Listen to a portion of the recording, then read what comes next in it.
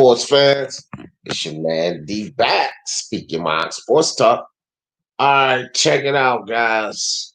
We got some information, news, something that none of us, I believe, would ever expect to happen.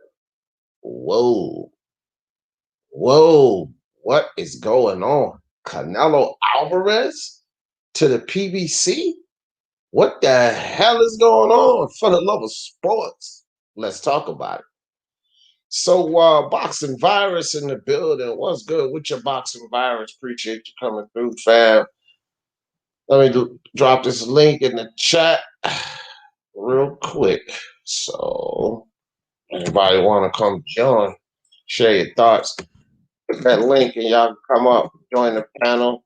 Give me your thoughts on this Canelo going to the PBC situation. Now, here is the thing, guys. The Zone and Eddie Hearn and those guys obviously are having issues satisfying what they contracted Canelo for. All right, so everybody talks about how Canelo's fine because no matter who he fights, his next fight, he gets his $35 million and blah blah blah blah. We know all of this. Okay, in these contracts, guys, they have contract minimums. Okay, so basically, if everything is honky dory and the fans are coming and the stadiums or the venues are getting packed and concessions are being sold, and basically boxing is the way it was before the pandemic, then these guys can pretty much agree to get that number that the public knows. 35 million. He'll get the 35 million for every fight if boxing is happening the way boxing usually happens. But here's the kicker. It makes no sense financially. And the Zone, they're not going to be able to recoup the money paying Canelo 35 million. Plus, they have to pay whoever he's fighting. And since you have all of these guys that's trying to price themselves out concerning Canelo, the fight for the Zone making Canelo with anyone is just not feasible at the time. Okay? So this is a business issue that's going on with the Zone. Iceman, I know this is off subject, but they're already putting videos out that Pavek is cheated. Iceman, that's why I did that live that I did yesterday, fam. And I do believe I got the prediction show for basketball this morning. So probably about 10:30 or so, we're gonna jump off of here a couple hours and rock with you guys. But after I do that basketball prediction live, I'm gonna come back with another Kovalev video or live, and I'm gonna just try to continue to give Kovalev his respect for as long as it lasts, bro. Because Iceman, that's why I came out with the Kovalev live yesterday, because I knew that this type of situation would happen with Kovalev. I knew it, bro. It's not gonna be about this is the YTBC community, the boxing fans on this YouTube. It's not gonna be about praising Kovalev. They always pay attention to the wrong side. You see? And I knew that it was going to be more about the 4-belt undisputed situation. I have people leaving comments in my chat talk about you're all wrong. You don't know what you're talking about. Dillian White's time doesn't start over. As soon as he gets the WBC belt, everything's back to normal. You guys are taking it. And so everybody's starting to make this about Dillian White, right? What about the fact that Kovalev at 40 years old just did something spectacular? And I knew that this type of stuff was going to happen. Like the YTBC community always pays attention to the wrong things. Not always, but often pays attention to the wrong thing. Like, should we start disrespecting Alexander Povetkin, because Dillian White lost? That's basically what this narrative is. Only because Dillian White lost. This is coming from Dillian White fans, guys that had Dillian White. I've been saying this shit way before this Kovalev situation, Povetkin situation. Dillian White has massive deficiencies. I don't understand why people think he's such this boxer that he's up here with all of these guys. He can beat Fury. He'll knock this guy out. He'll do this. And then a 40-year-old guy comes in there, knocks his ass out after being knocked down twice, and he cheated. Did he cheat the first 4 rounds when Dillian White was whooping his ass? Let's be honest about this. Povetkin was winning that fight. Losing that fight, Povetkin was losing that fight. Dillian White was working his jab beautifully. He caught him with an uppercut because of Dillian White's deficiencies. He has defensive deficiencies, and I've been yelling this shit to the high heavens the whole time. Now Kovalev comes in there and exploits his, damn it, I keep saying Kovalev. Now Alexander Povetkin comes in there and exploits these defensive deficiencies that I've been talking about, but no one wanted to hear it. Why did they want to hear it? Because I'm a Fury fan. You know, it was because, oh, you just saying that because Fury don't want to fight Dillian White. Okay, well, I was saying this before Fury and Dillian White situation came up. I was saying this about Deontay Wilder, where a lot of these people like, Deontay Wilder, Dillian White will knock Deontay Wilder out. And I'm like, bro, I'm not so sure about that. Dillian White is defensively irresponsible. Wilder is quick with that right hand, and he has great timing with it. Yes, Dillian White's a better boxer, but we can't just assume that he'll go knock Wilder out because he's also defensively irresponsible. Get it through your fucking head, people. Dillian White has been overrated, and he's defensively irresponsible. That's why I never gave him the go-ahead that he would just knock Wilder out. I never did that. And Povetkin proved me to be right. Povetkin did not cheat. He didn't cheat. This is stupid, bro. Like, this is a stupid narrative. And you know what, Iceman? I do believe people are already putting those videos up because this is the type of stuff that I just kind of figured that would happen. And why for the next, few days or so, because I'm only one little small channel, but I am going to continue to try to push giving Kovalev credit because he's going to be masked out eventually, guys. I might be the only one for the next 3 or 4 days giving him credit.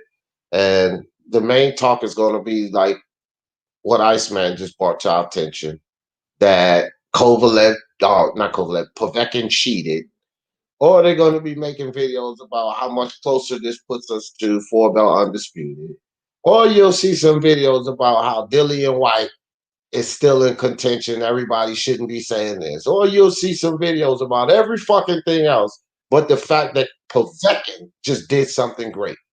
That's going to be ignored and masked out, bro. It's going to be more about Fury and Joshua. Dillian White blowing his chances. The rematch with Povetkin. Povetkin cheated. That's what we're going to hear about this situation. But we're not going to hear anything about the fact that Alexander Povetkin proved himself to be an elite heavyweight in this era. Because when you call a fighter elite in this era, then you have to look at the competition around him in his division. And if he's that much better than the guys around him in his division, then he's one of the elite fighters in that division. And that is Alexander Povetkin. That is why Alexander Povetkin won that fight, because Dillian White is not an elite fighter, and Alexander Povetkin is. Period. He did not cheat. Dillian White's overrated. People need to understand that. Now I'm going back to the topic, but good comment, Iceman. No worries about going off topic. Appreciate that. All right, so Boxing Viral says, if Canelo is getting $35 million, the fight has to be financially viable. Of course. But here's the thing. So Since we back to that, that's true. It does. But here's the thing, guys. It's not about he won't get the 35 million over there at the zone. Okay, that's part of the issue. What they're trying to do with Canelo when he signed for this $350 million contract, whatever. Same way when Ryan Garcia just had his situation. Canelo has a contract minimum, the same as Ryan Garcia. I can't remember. I'm reading so much. I think it's 15, 20 million, something like that. It's the contract minimum, not the entire 35 million. Here's the issue. Canelo can actually probably exceed that contract minimum by going to the PBC and making this fight happen. You know why, guys? Because here's where the zone and their platform and their ideals will eventually clash. Now, I said this uh maybe a couple of months ago, when 3 months ago or so, people were talking about the zone is in trouble, all of this stuff, the zone's gonna go bust and all of this. Okay.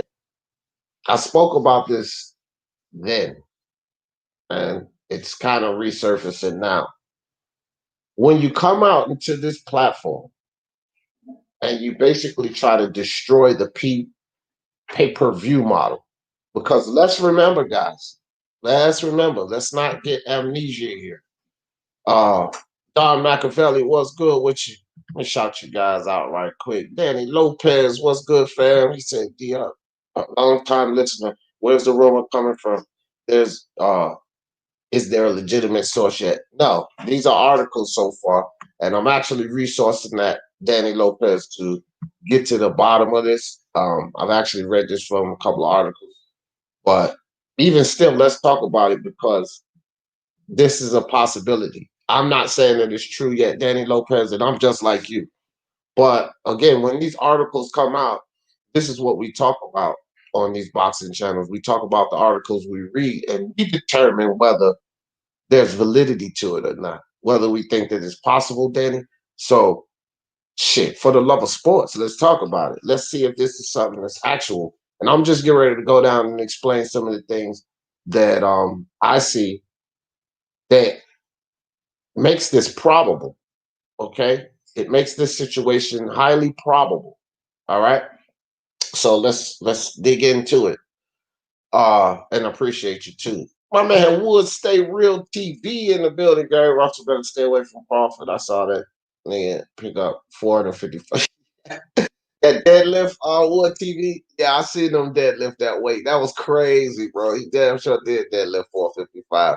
Terrence Crawford's a strong guy. Y'all know power, those legs, man. Look at Manny Pacquiao. Out of those powers come from those legs, you know? Yeah, I saw that, Wood. But what's up, Wood? What's up with you, bro? Slide down to the chat. Iron Cone in the building. What's good? AOBs. What's up with your AOBs? AOBs in the building. What else we got up in here? Make sure I don't miss any of you guys. I'll see this Fuentes. What's up with your fam? All right, so back to it. Back to it. Let's get back to it. Iron Cone say, you think people gonna pay for Canelo verse? If that's the case, PBC marketing is a genius. Well, here's the thing. So let's get back. Let me drop the link in the chat. I put it up top just in case you might want to come up here for this. So Dead Game Boxing, what's good with you, fam? Appreciate you. All right, so here's the thing. I'm getting back to it. Zaro's 2 times. What's up? Yeah, this is news. It's potential. And y'all keep popping in here. So but I love to shout y'all out, man. I appreciate y'all coming in.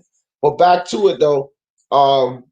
So here's what makes this probable, guys. In my opinion, this is what makes this probable. The zone came out, like I said before, bashing the pay-per-view model, right?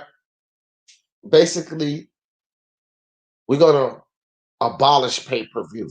Fans shouldn't have to make pay-per-view to get the good fights, blah, blah, blah, blah, blah. Y'all know what the scenario was, what the story was concerning the zone when they hit the set. They were going to kill the pay-per-view model. So it would be highly contradictory for the DAZN to put on a pay-per-view. They can't do it, right? But in this climate, with the atmosphere of boxing looking the way it does now, the only way you could probably pay Canelo double-digit millions and still have this fight make you money is to put it on pay-per-view, which would totally contradict what the zone came out to do. So they cannot take that step. But who can take the step? The PBC. See, Canelo has to have that September date. Guys, it's past the middle of August, and the zone and Eddie Hearn, they're not, and Oscar De La Hoya, whatever, they're not able to produce this fight. All right, Callum Smith, BJS, Caleb Plant, all of these guys pricing themselves out. It's going to cost the zone way too much money. And with the money that they have to pay Canelo and plus his opponent, they see no way that they can recoup a Canelo fight. They can't recoup their funds on a Canelo fight right now. So they can't put it on. But one thing's for sure, two things for certain, Canelo has to fight. So if it goes to any kind of purge bid or someone wants to bid on the fight, the PBC officials and executives from the PBC have already come out and said that they are willing, guys, to put up $40 million for this fight. $40 million. So, Ancon, to go back and answer your question, Canelo, if they're going to take that chance, then the PBC to me is admitting and recognizing that Canelo Alvarez is the face of boxing. I think that they're recognizing, Ancon, by your question, I think that they're recognizing this guy's so huge, we can put whoever across the ring from him, and that many people are going to watch him. So we're willing to take this chance on the 40 million. Now, is it taking a chance? I believe it's taking a huge chance. But they believe that Canelo can pay off. Here's the funny thing, though. They believe that Canelo can pay off through the pay-per-view model. They know that Canelo cannot pay off.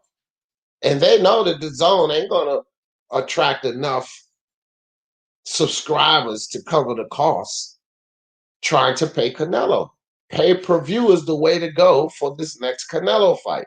This is why, to me, it's probable, it's very probable that we could see Canelo fighting over at the PBC. How much would the pay-per-view cost for a Yildirim fight, do you think? How many buys does it need to be profitable? Do you think they can actually reach or exceed that number with Yildirim as an opponent? See, here's the thing, Danny Lopez. I don't know. And I think it's a stretch. But I do think to pay Canelo, to be able to afford Canelo, listen, 15 or $20 million minimum, I believe it's $20 million minimum, 15 or 20. But in this atmosphere of boxing, this is what I do know, Danny. I'm not sure if Canelo will be able to cover the cost. But I'm pretty sure that the PBC, the zone, Matchroom, whatever, they all know that the only way to recoup the money off of a Canelo fight, fuck, even coming close to breaking even, Danny, is to put it on pay-per-view. It's no way they're going to be able to show Canelo on the zone without a loss because they're totally against the pay-per-view model. You see what I mean? I think that it's a big risk, Danny. I think it's a huge risk. I think that Al Heyman and the PBC and Showtime over there, they may take a chance, but I think they're willing to take this chance. That's what big business is about, taking chances. Now, let's say that they put this fight on and they project to earn $15 million on top, right? Things don't go out the way it's planned. They don't hit the numbers that they hit. But let's say they make $2 million. Only $2 million, which is not good for them because they're doing this for more of a profit. But they would see a profit. If he fought over on the zone, they're going to take a loss. That's for sure. So it's about making the fight happen and profit because we still have to keep this sport going, right? So it's a real clusterfuck here.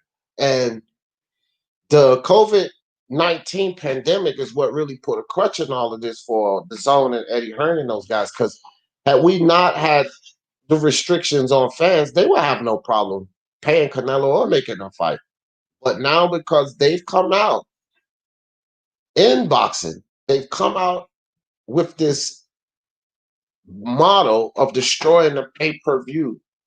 You know, look, bro, it cannot throw on a pay-per-view. But that's the only way right now they could actually make money off of Canelo. If they put it on pay-per-view, and they can't do that. It's highly contradictory of what they came out to prove, to kill the pay-per-view model. I think pay-per-view will thrive in this atmosphere right now, which is another thing that the zone is having a problem with. How you going to kill a model, especially a pay-per-view model, when that may be one of the only ways to make good money right now? The zone is in bad shape with that. You know, at pay-per-view, we're going to put an end to pay-per-view. Fans should have free TV. Well, if you guys don't remember, Oscar De La Hoya and Eddie Hearn, remember when the zone came out? All of them was backing that. It should be on free TV. Well, you don't hear them backing that idea no more. Eddie Hearn just took a loss on Fight Camp. You don't hear him running around backing that idea no more about it should be on free TV because of the pandemic. Things are a lot different now, right? Unbiased Boxing and True Crime. What's good with your fam? Unbiased says Andre versus Canelo would be a fight to make, but it sucks. Andre said no fights with him and Canelo or BJS with no crowd. Right, right. And you know what's funny, Unbiased? All of this shit going on with Crawford, right? Crawford said, I don't care. I'm not taking no pay cut. All of these idiots running around talking all of this about Demetrius Andre, Canelo ducking him. Demetrius Andre, who hasn't done a damn thing in boxing, is demanding a crowd. Where are the fucking videos on Andre and Crawford? Where are all of these videos on Andre and Crawford? This is what I want to know right now. All of these detractors out got so much to say about Tyson Fury, so much to say about Anthony Joshua, so much to say about Lomachenko. Want to call my boy Teofimo a duck. So much to say about Errol Spence, Canelo Alvarez. Where the fuck are the videos about Terrence Crawford and Demetrius Andre? Where they at? Demetrius Andre, who have you fought? You are not a draw. You do not demand a crowd.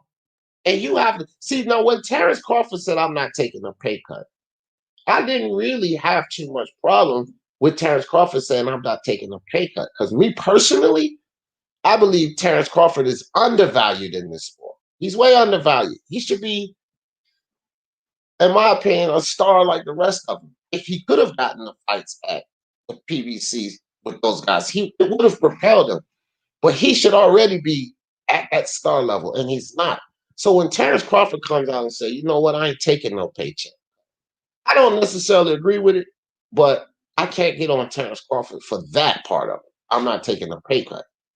But with Demetrius Andre, you idiot, you have no value in it. None. You don't demand a crowd. Nobody fucking knows you. No one cares who you fight because you're not fighting anyone significant. How do you get off demanding a crowd? This is retarded, bro. All the stuff that's going on it makes no sense. And where are the videos? Where are the lives are about? I got so many lives ideas. My. Demetrius Andre, Terrence Crawford. I'm going to talk about it. I don't know when. Hell, I got a basketball live to do today. I got the Kovalev live to do today. But that shit is on the books, guys. I'm gonna put up another Povetkin, not Kovalev, Povetkin live. We got to continue to give this guy his credit. But now I'm gonna have to talk about this Demetrius Andre and Charlo situation. Man, my goodness, this makes no sense at all. I can't believe it. I can't believe it, man. Back to Canelo. Back to Canelo in this PBC situation. Jay Cal, what up, D? What's up, chat? What's up, Jay? Fuentes. What's up, fam? He says, what happened to the PPP loan top ranked Golden Boy and Mayweather Promotions took? I don't understand how they keep saying it. Exactly. Exactly, Fuentes. It's the same thing, Fuentes, I was saying. And Bonabas was here. With the whole Teofimo shit. Everybody coming down on Teofimo. This, I'm like, bro, Bob is trying to, the more money Bob don't have to spend, the more money he puts in his pocket. That's what people need to understand. Ain't nothing happened to that money, Fuentes. Nothing at all happened to all of that money that they got from those networks. You know what happened, Fuentes? They're holding the fights off from us, trying to figure out how to keep more of that money in their pocket, Fuentes. That's what happened. They don't want to spend the money. This is what I was saying about Bob Arum. And shout out to Ring IQ, that's my man and everything. But he want to come up there talking about the business side and nobody's gonna put a fight on, blah, blah, blah, blah. Fuck all of that, bro. They got money for that. Nobody's gonna put a fight on for a loss. It's no guarantee it would have been a loss, dog. And all of that stuff that these excuses that they were making for Bob Arum and Top Rank and all of this. And again, no disrespect to Julius and shout out to him. But the fight is fucking happening and they coughed up some more money, didn't they? So all of that nonsense they was talking before, bro, that's fluff. I don't even want to hear it. Because at the end of the day, what I said is happening. Fuck all of that shit y'all was talking about. Fuck all that shit Julius was talking about. Everybody else coming up here ragging me about give Teofimo heat. Fuck all of that shit y'all was talking about. Because the reality is, now the fight is happening. So Fuentes, I have no clue what happened to the money. I think it's sitting in an account. And the reason we're not getting fights because they're trying to figure out how to keep more of it to put it in their pockets, fam. That's where the money is. That's where the money is, dog. They're trying to figure out how to put these fights on, but keep more of it. That's why they don't want to pay anyone. You know what I mean? Still got idiots out here saying Canelo versus Andre should happen next. But Andre already said no. Exactly, unbiased. Exactly. Because they're fools, man. They don't even understand. Canelo end up on the PBC, watch the kind of nonsensical videos that's going to come out. Because they don't understand. This is why we have to be here and let the people know exactly what's going on. This fight with the Turkish abomination.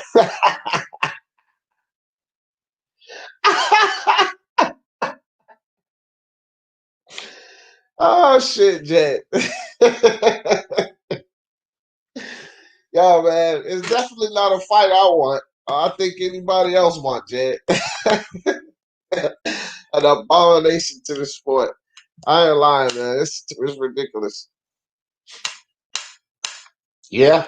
Well, Eddie Hearn did that, trying to take over. Eddie Hearn and the Zone did that. They have to be blamed. They have to be blamed for that, Iceman. You know, they have to be held accountable for a lot of that because they're responsible. They're the ones highly responsible for these fighters wanting so much money. Listen, when these fighters watch Mikey Garcia get paid $7 million, bro, you have, dude, you have champion fighters, champions that are not even getting half of $7 million, right? So when these fighters watch Mikey Garcia collect $7 million to fight Vargas, yeah, that puts something in the air as if, look, man, I don't care what y'all doing. Y'all could pay us. They're not trying to hear about the COVID. Like, y'all pay Mikey $7 million? Oh no, y'all got some money. Y'all can pay us. Also realize that these fighters are athletes and they're watching other athletes in other sports dwarf their salary. They're just not hearing it. They want all the rich people to come up off the money. But yeah, Eddie Hearn and them, they set a standard, and COVID-19 put a big monkey wrench in that standard, Iceman. Charlo would be a great dancing partner to get a big bag. Dancing partner is necessary. Damn right, dead gang boxing. Damn right.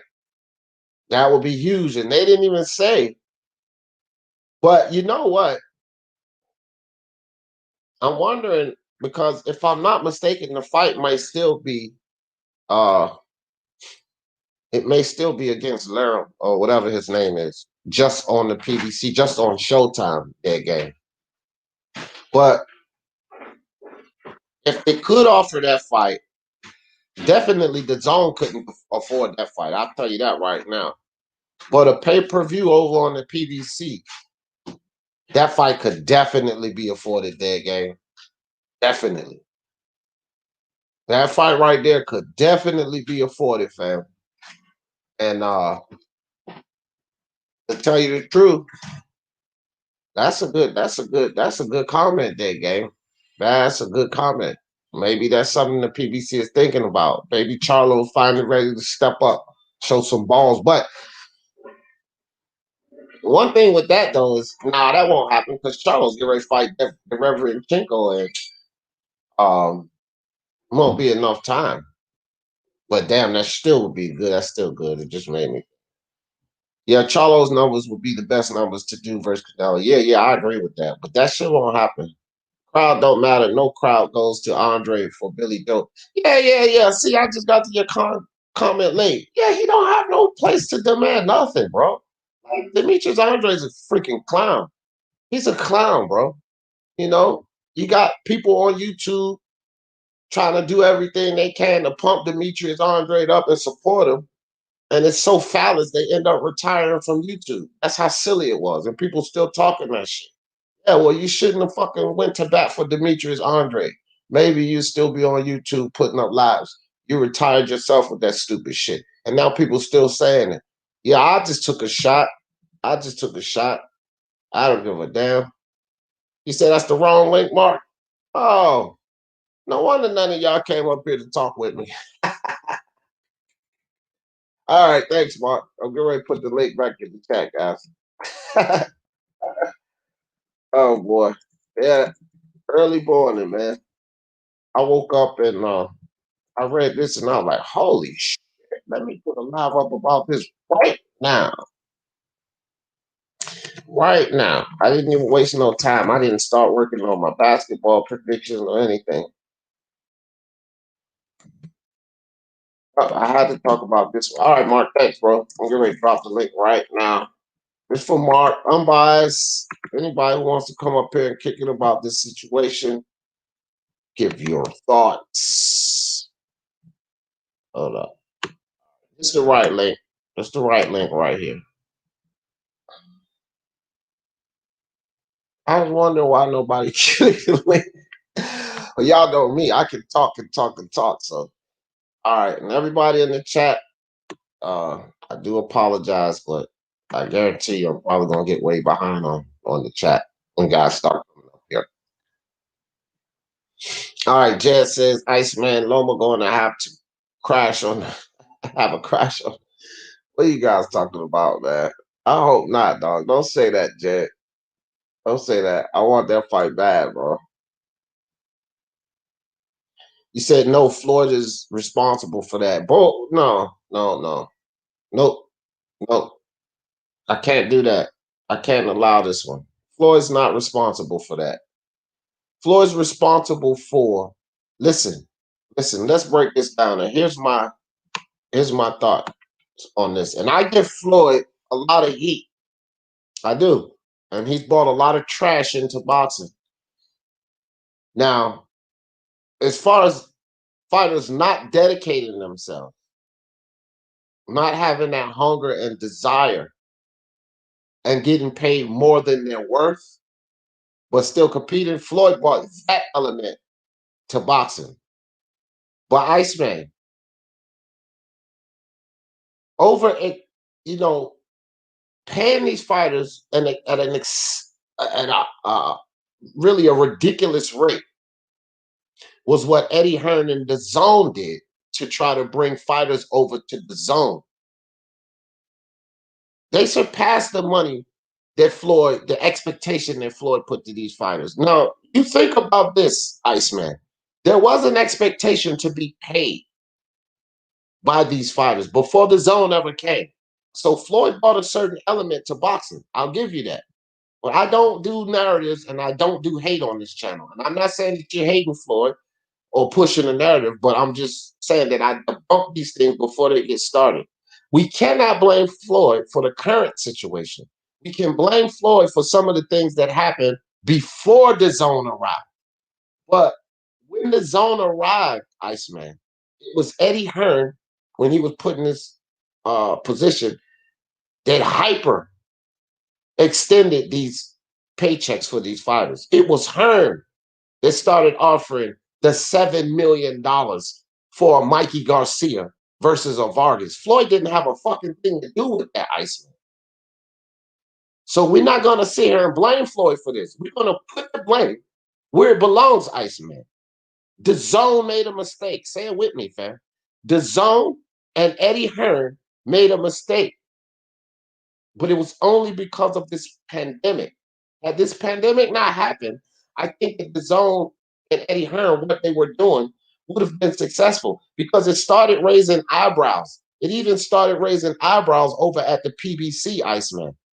Right? So let's be honest and reasonable about this. If certain things were happening before the zone came, but that hyper extended pay rate happened because of Eddie Hearn and the zone, fam. Canelo can't find a fight right now, Iceman, because of the contract with the zone. Has nothing to do with Floyd Mayweather. Floyd Mayweather came in and changed the old must not go. He did allow fighters at the PBC to become lazy and earn more money at the PBC. You understand?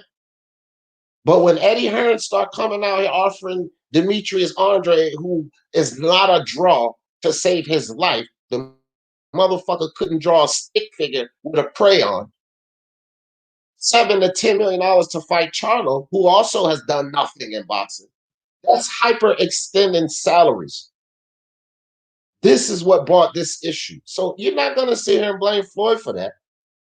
I give Floyd enough heat for all of the shit he brought, and I'll keep it honest about Floyd. But we're not going to sit here and put this shit on Floyd, fam.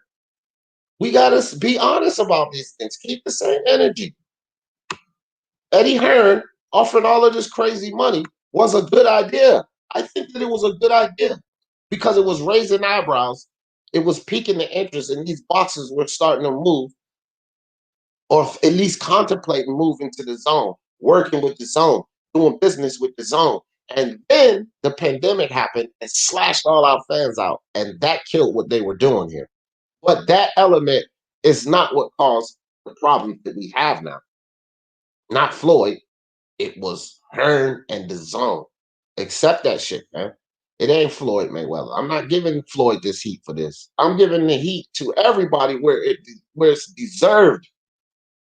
You remember Iceman just last week about Bob Arum? I told you, Iceman, I've been giving that dude this heat.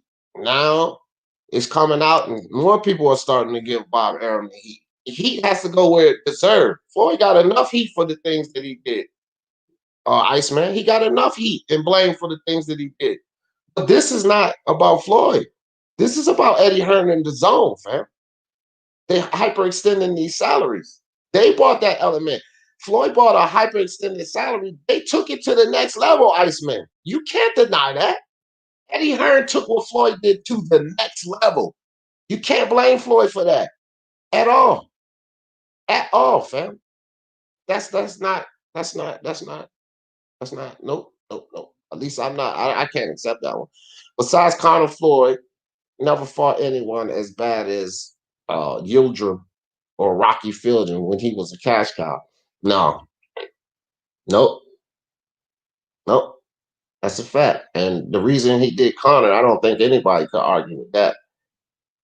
All the money they made, that was just a money thing. And Canelo, Anthony Joshua, or any one of y'all fucking favorite fighters would get right into that same fight to make that kind of money. So y'all can that shit about Conor. Dead ass, bro. Whoever your favorite fighter is, I don't care if it's Lomachenko, Terrence Crawford, Anthony Joshua, or anybody y'all think is in it for the gold and the glory. You put $100 and some million in front of their face, and y'all will be fucking disappointed. Okay? Because every one of these fighters would turn down a fucking championship fight and go take that pay-per-view that Floyd and Conor got into. So y'all don't even fucking start acting sideways about that because y'all know it's true. They made hundreds of $1,000,000. So, but I do agree that no, outside of Conor McGregor, no. And Rocky Fielding, Jack Kyle, I don't let that one slide either because I've said things to people about Rocky Fielding. I don't want to hear people giving heat to Canelo about Rocky Fielding. Period. Like, I don't accept this heat with Canelo about Rocky Fielding. Okay. I said what I said about Rocky Fielding. I gave Canelo, you know, some gripes about it. But let's be honest about this Rocky Fielding situation when it comes to Canelo Alvarez. See, all of these people want to disrespect and down the fighters that are doing well. Here's the thing, and why I don't give him but so much heat over Rocky Fielding. Who did he fight, Jed Kyle, before he fought Rocky Fielding? He had 2 back-to-back fights with fucking GGG. Dude, that's a great fight. Now, any one of y'all other fucking champions have 2 tumultuous fights back to back. If they get a tune-up or something, y'all will have no fucking problem with that. None. But now that it's Canelo, that fights GGG back to back, he goes up a weight class. Wake up now. He goes up a weight class. Yes, Rocky Fielding wasn't the best, but he went up a weight class. A fucking title, man. He was fighting a guy holding a title. But regardless of all that, this was after 2 tumultuous fights with GGG. Half of y'all motherfuckers thought GGG beat him in the first fight. The other fight we know, Canelo won, but y'all say it was still a good fight. So that was 2 tough fights back to back. So who is your favorite champion, Jack Kyle? And tell me if he has 2 tough fights back to back, he doesn't deserve a tune-up. Well, Rocky Fielding wasn't exactly a tune-up. Canelo was doing that to earn another belt in another weight class. So he wasn't exactly a tune-up because he was a fucking champion. So he wasn't exactly a tune-up. He may have been underclassed by Canelo.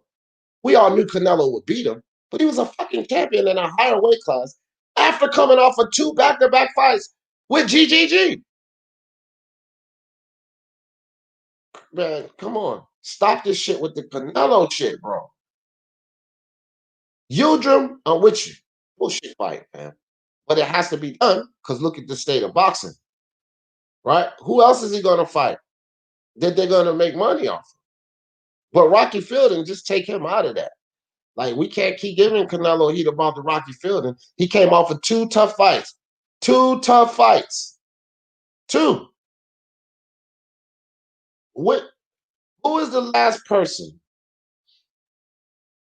Give me names. Give me 10 boxers. And I bet you, Jed Kyle, or who was that? Jed Kyle, I bet you can't do this. List 10 boxers right now, Jed Kyle. They fought back-to-back fights. Tough fight like GGG, right? And then took a 3rd tough fight. You give me 10 right now, Jed Kyle. 10 fighters, which is if it's thousands and thousands of boxers, that shouldn't be hard to do, Jed. You should be able to give me 10 easy. That took 2 really tough fights and then went into a 3rd tough fight back to back in this era. I don't want to fucking hear about no Ali or Ray Robinson or no. In this era, who's done that? Jed Kyle. Who has done that? Who else in boxing has done that? Don't even give me AJ because he ain't fucking did it. Don't give me that. I want to know who else. I bet you can't come up with 10 names. I bet you any money you can't come up with 10 names. Salute to Unrivaled. He has been the boxing terminator the last few days. And D, shout out to my man Mark. Yes, he has. D, did you see the clip of P Boxing saying he was? Yeah. He's an idiot. He's an idiot. I was on that live, St. Britt, with Mark last night. He's a moron. It was happening before the zone. Yeah. Oh, you must be back on that Floyd shit. Nah. Floyd top 20 ATG. Yeah, for sure. I agree with that.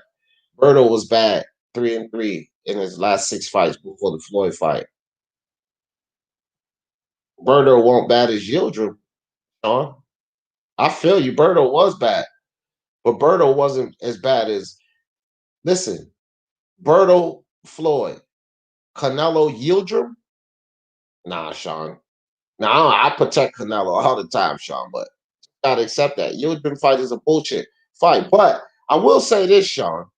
I will say this. Berto Floyd was bad, and I will give Sean credit for this comment. Y'all know why? Y'all know why? Because when Floyd Mayweather fought Berto, we weren't in no fucking pandemic situation. So I give Sean this.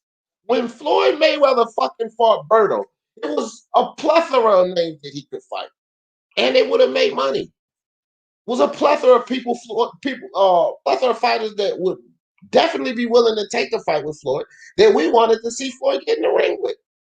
I wanted to see him get in the ring with Berto, and there was plenty of options. There was fans everywhere.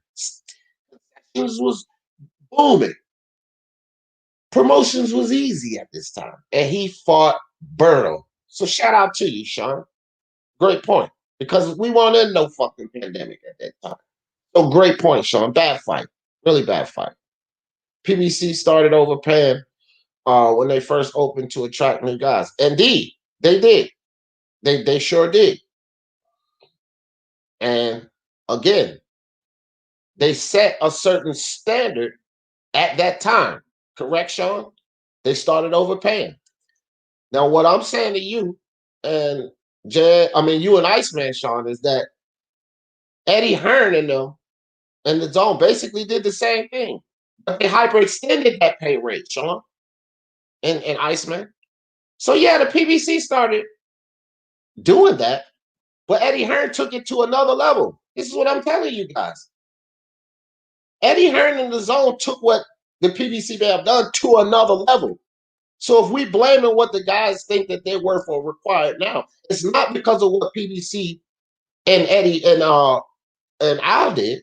It's what Eddie Hearn and the DAZN did currently because they took it to the next level. They moved that money number up a lot higher with the same thing that the PBC did. But the problem that we're facing now is not because of what the PBC did all those years ago, Sean and Iceman. It's about what Eddie Hearn and the DAZN has done recently because they hyperextended. Yeah, they did the same thing, but they took it to the next level. So we have to blame them for that, not the PBC. See? Again, what the fuck, bro? I give the PBC heat. Y'all gotta understand this shit. When I first got on YouTube, shout out to Boxing Monster. What's up, Boxing Monster? And he's in the building. He can admit this. Unbiased is in here too. When I first came to YouTube and went on to the UGC, which doesn't exist anymore, but we was over there chopping it up on the UGC. Everybody thought I was a PBC protector. They did.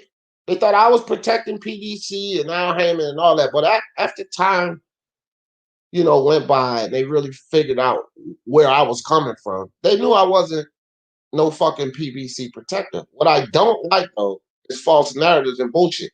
Just like you, Sean. Like, I love your channel. Sean Newton Boxing. Y'all go check him out. I'm subscribed. If y'all like what y'all hear, hit the damn like button.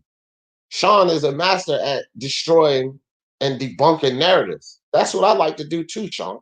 Debunk narratives. And I like to nip them shits in the bud, Sean, before they even get started. And not saying that you start narratives, you or Iceman, but I'm nipping that type of shit in the bud before it gets started. Because we will not blame the PBC for this current atmosphere. The current atmosphere has to be blamed on Eddie Hearn and the DAZN, not the PBC, fam. No. It's Eddie Hearn and the DAZN who came out trying to stomp the pay-per-view model. It's Eddie Hearn and the DAZN that came out speaking against the pay-per-view model and that people should have fights for free, more fights for free. It's Eddie Hearn and the DAZN that hyperextended what the PBC did years ago to try to pull people over to their model. So it's Eddie Hearn and the DAZN that deserves the credit for the current atmosphere, Sean and Iceman, not PBC. When the PBC deserved heat, D. Jefferson going to be the first one right here giving them heat. But D. Jefferson is going to place that fire burner under where it belongs. And for this situation, y'all need to move that burner and put it under the DAZN and Eddie Hearn. Take that shit from under the PBC, because y'all burning the wrong people for that. Whether it be hate, the dislike of PBC, or what they do in the boxing, fine. I don't give a fuck. It's not them in this situation. It's not. Yeah. Of course, everybody's going to agree with the PBC because people don't like the PBC. You know, y'all now trying to force pay-per-view stars down our throats. But Sean, look. See, again, you guys don't like the PBC so much that you're kind of missing where we are in the atmosphere of boxing.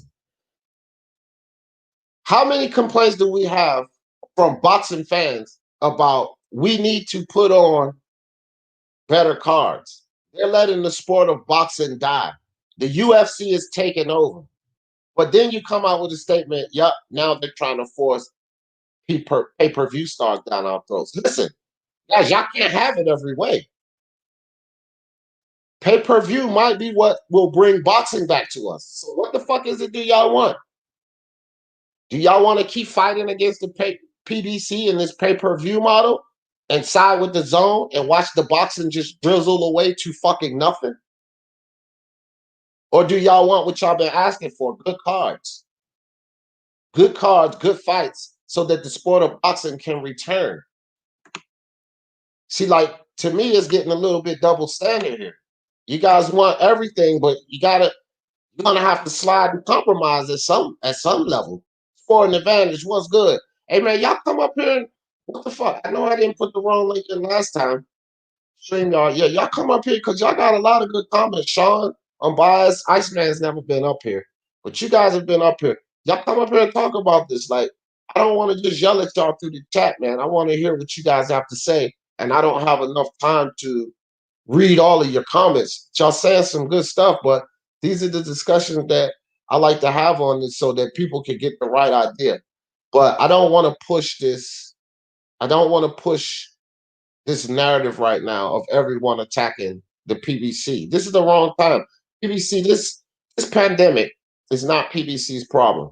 And as a matter of fact, in this pandemic, who's getting ready to throw on the best card? Let's keep it real. Y'all can continue to bash the PBC, right? Fine. Y'all hate the PBC. I get it.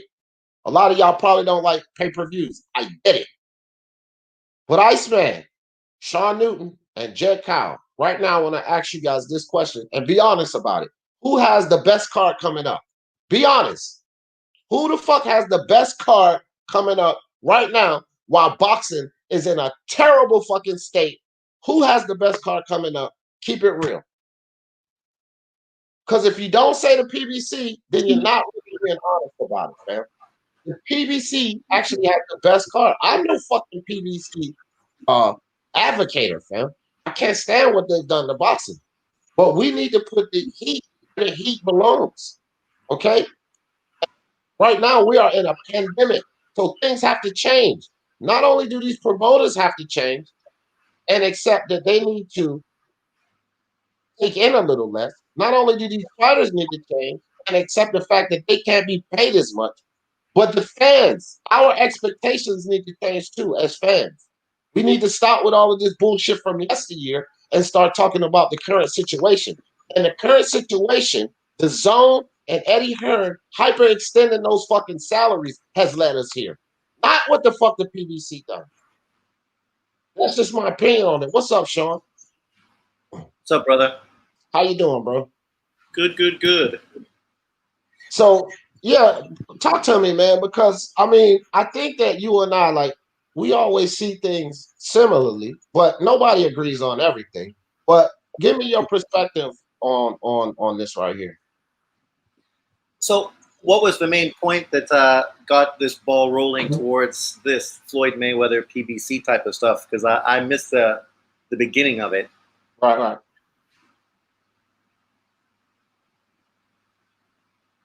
No, I was just saying, right, I got you. Oh. So what was the main question that brought it up? Oh, okay. So I was talking about, basically Canelo, the PBC. I'm pretty sure you heard about that. And then I was speaking about how prior to this pandemic, Eddie Hearn and DAZN trying to pull fighters, get the attention of fighter, raise eyebrows. I thought that it was actually not the worst idea by them paying a lot of money to basically do better for us for boxing and get guys away from the PBC, because clearly the PBC was a fucking problem for this sport. So I felt like it was okay what they were doing at the time, because we did have the venues, we did have the fans. Okay, they were paying guys a lot of money, but it was raising eyebrows. You had guys at the PBC that you never thought would have left the PBC. Their eyebrows was being raised. Why? Because of the money.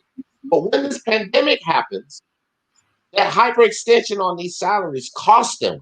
But now people trying to say that it was Floyd and Al Heyman and the PBC that caused this issue. And I say no, it was a mistake, which they couldn't have foreseen the pandemic coming. But that was a mistake. Because this pandemic is here, that hyperextension of those salaries, that's what our problem is now. It's not Floyd. And that's why I'm saying we got to put the heat where it belongs. Prior to this pandemic, all of that bullshit, Sean, I was right here with you. The PBC was ruining that shit for us. But currently, it's that hyperextended pay. Vargas versus Mikey Garcia. These fighters see Mikey Garcia as a non-champ get paid $7 million for Vargas. Yeah, they're gonna want more money. You feel me? And it was that type of shit that brought us to where we are currently, not Floyd. Okay. You can't put that on Floyd and Al Heyman now. That's Okay, my point. okay, but we have to be fair. I mean, this is not an island, right? One thing leads to another, leads to another, leads to another. We can't blame Floyd either, because obviously De La Hoya was the man pushing this before Floyd Mayweather sort of took over and did what Floyd did. But, it's all been a progression. Obviously from De La Hoya fighting under the 2 Mexican holidays a year for pay-per-view, really milking that Mexican-American fan base, Floyd Mayweather jumping in, seeing the whole scam that was going on, building right into it, being very successful on the back of that as well. Obviously, Canelo Alvarez with De La Hoya trying to do the same thing. And then, of course, DAZN building up, needing a face of boxing, signing Canelo Alvarez, needing to pay him huge amounts of money, because obviously being the #1 pay-per-view American star, you need to give him something that's going to attract him to your platform. And when you build a new platform, you need to have a face of the sport.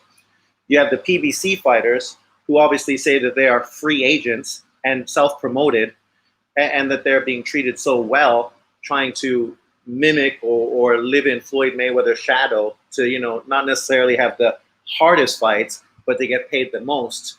And we've seen Danny Garcia and his father say that right out of their mouths. So, of course you don't blame Floyd, because Floyd's not telling these guys how to manage their careers, but everybody wants to be like Floyd, right? They all want to be successful. They want to run their career properly. They want to make sure that they take care of their health, and financially they reap the benefits of the sport.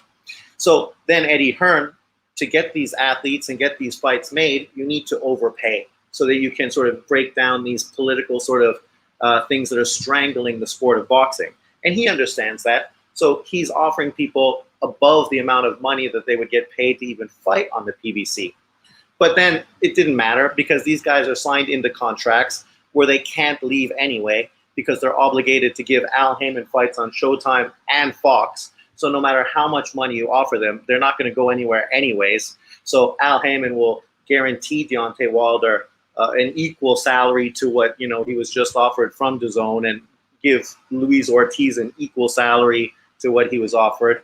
Fire Lou DiBella, because he's the one that created the conversation that pushed the price scale up. So now they have to pay more money. So, it all feeds into each other. I mean, obviously DAZN had to pay more money because it's a new franchise, and they're trying to build up a subscription list that financially is going to benefit them, right? Exactly. And they are just about to go global. And then what happens? A fucking pandemic breaks in, ruins fucking sports, and obviously pushes everything back, 2 steps. And they're going to get back to where they once were. But I mean, fans need to be realistic and understand that it's a process. You don't have huge amounts of money that you had before to put on these fights.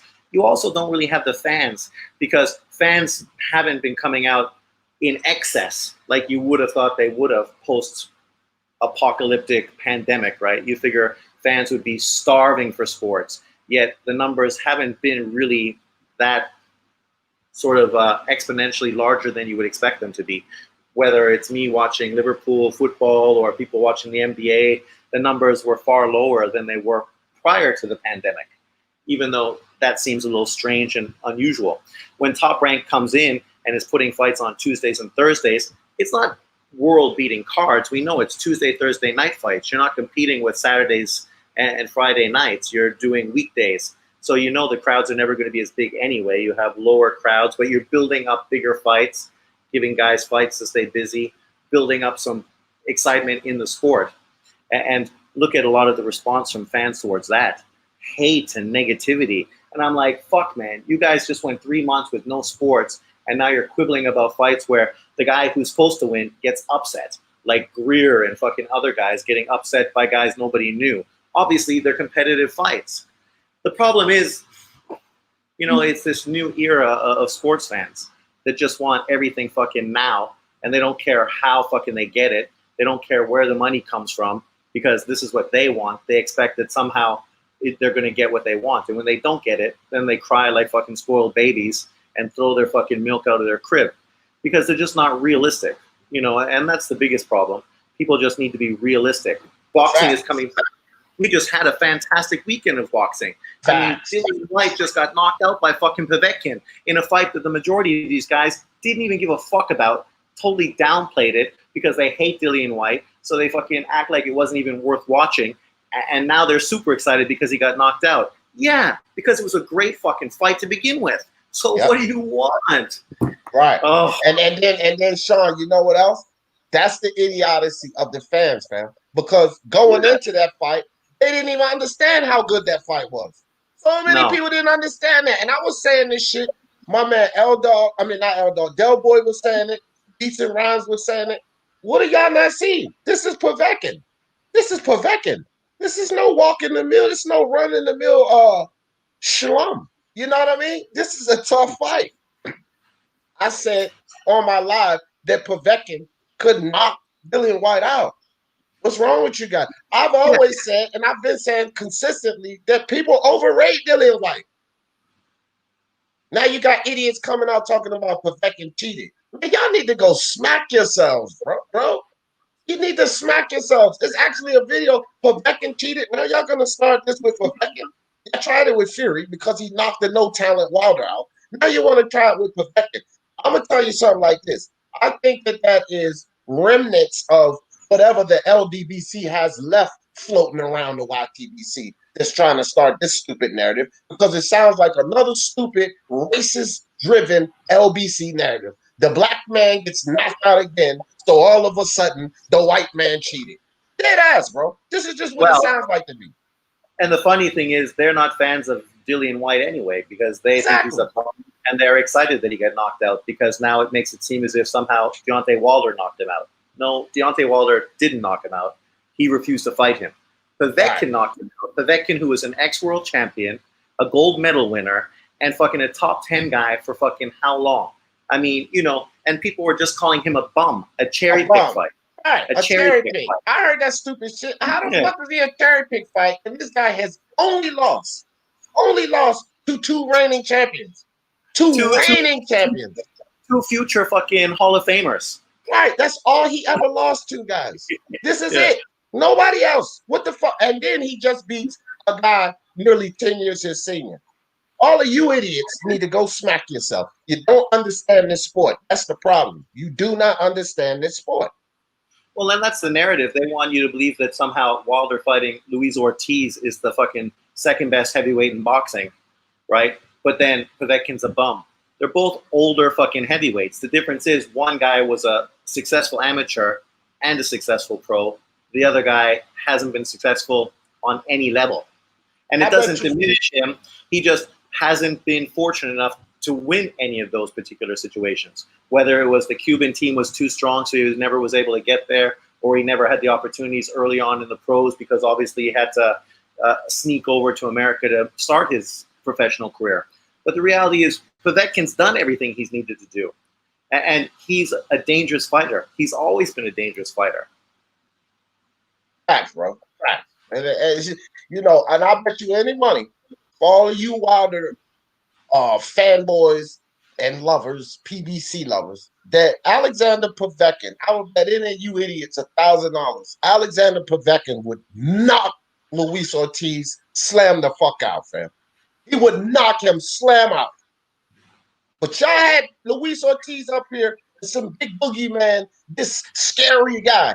Alexander Povetkin will beat the hell out of Luis Ortiz. Ain't no doubt in my mind, fam. What do you think, Sean? Who you got in that fight? Alexander Povetkin, Ortiz.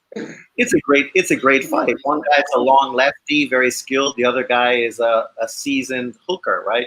Who's able to get inside and land big shots. So it would be fun to watch. You know, I'm not opposed to that fight. I think it would be fantastic. I'm not going to crap on Ortiz to build up Povetkin like these guys do with Ortiz. The reality is Povetkin is more proven, right? And he just did it again last night. And that fight was great. I just watched it again today, and it was a super competitive fight all the way through. And dudes were throwing, they were at a high volume for heavyweights, throwing big shots, you know, and you could see there was smart thinking, skills involved. It wasn't just two dudes fucking standing in front of each other, throwing random big shots, hoping to land. You know, there was a lot of thought and positioning and setting up of shots. It was a good fight. And the thing is that Dillian got caught, man. And in the heavyweight division, that shit happens.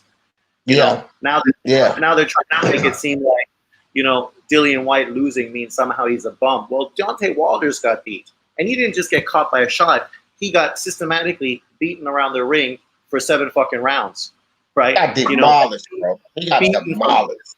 Beaten from pillar to post. I mean, Povetkin and Dillian White were in a competitive fight, but Dillian White was winning up until the point where he got caught. Yep. I was doing commentary on the fight, and I had it 3-1 going into the 5th.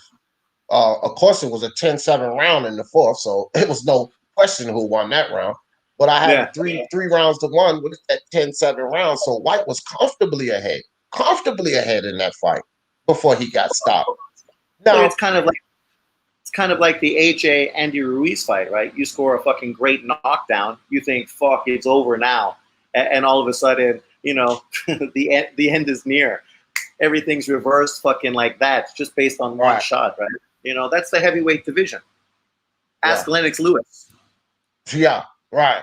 But before we get too far off, because you know that I want to get back to this fucking Canelo and houses. Okay, what's up, gun rights? But I don't want to lose thought on this Canelo situation. So guys, even if Sean made a good point about Floyd and the PBC and how they moved in, and then what the zone needed to do when they introduced themselves to boxing.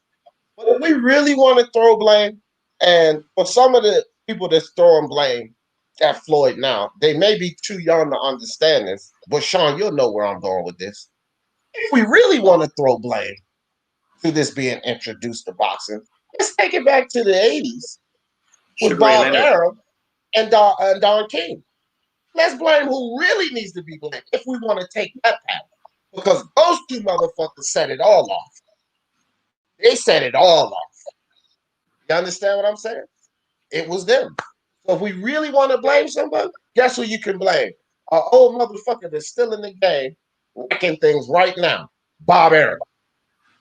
Now, I guarantee you a lot of people don't want to hear that because they hate the PBC and Al Heyman. But where the fuck do y'all think Al Heyman learned it from? Don King. That's where he got his info from. Let's stay woke now. Let's keep it 100. Where you think he got all his snaking ways from? Where you think he got the information on how to move through this sport from? If you guys are not informed about it, Al Heyman's profession is fucking music. It's not boxing. Where the fuck do y'all think he learned this trickery from? Don King. Bob Arum is really who introduced all of this foolishness. Talk to me, Sean. Talk to me. Well, I mean, this just goes back to when we watched boxing in the 80s. Who really fucking talked about the promoters?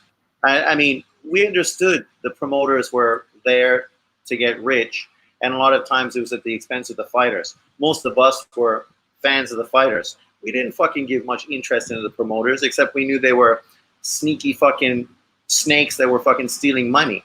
But they were also giving us great fights and putting on big fights and big promotions. People didn't care about the build-up. Unfortunately, social media and the access we have now gives us so much more access. I mean, look at you and me right now. We're talking on YouTube about boxing. In the 80s, we would be sitting at a bar stool next to each other, right, having this conversation, because it's the only way we could have that conversation.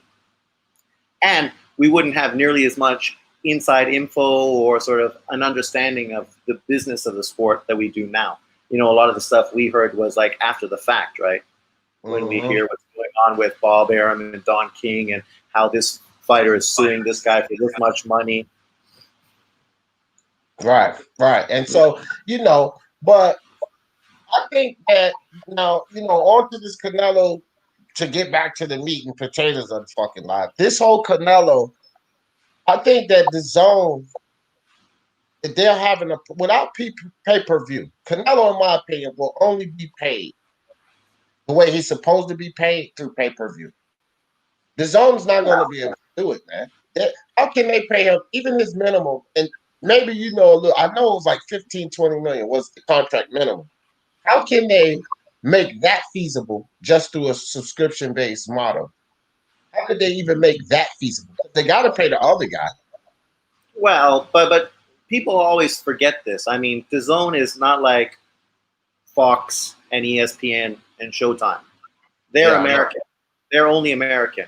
So all the money they get is centered on the American crowd. DAZN is global. And obviously their plan was to branch out even bigger globally. So your subscription list potentially becomes gigantic because you're getting money from global things to put boxing out there. And obviously some people aren't so interested in boxing, but it doesn't matter because they're paying by subscription. So they're paying for soccer, but they're paying for boxing, and it all sort of works out, right, in the end of the day. But to get this kind of interest, you need to pay guys like Canelo money. And it's not a bad thing, because if they were going to try to get the NBA or the NFL, they're going to be paying like billions of fucking dollars. For sure. So, this is just a fucking drop in the bucket, really, just as a way to get their foot in the door. I don't know if you remember when ESPN first started. They didn't have any top sports either. One of the main sports they had was also boxing. And then they had a bunch of useless sports that no one gave a fuck about.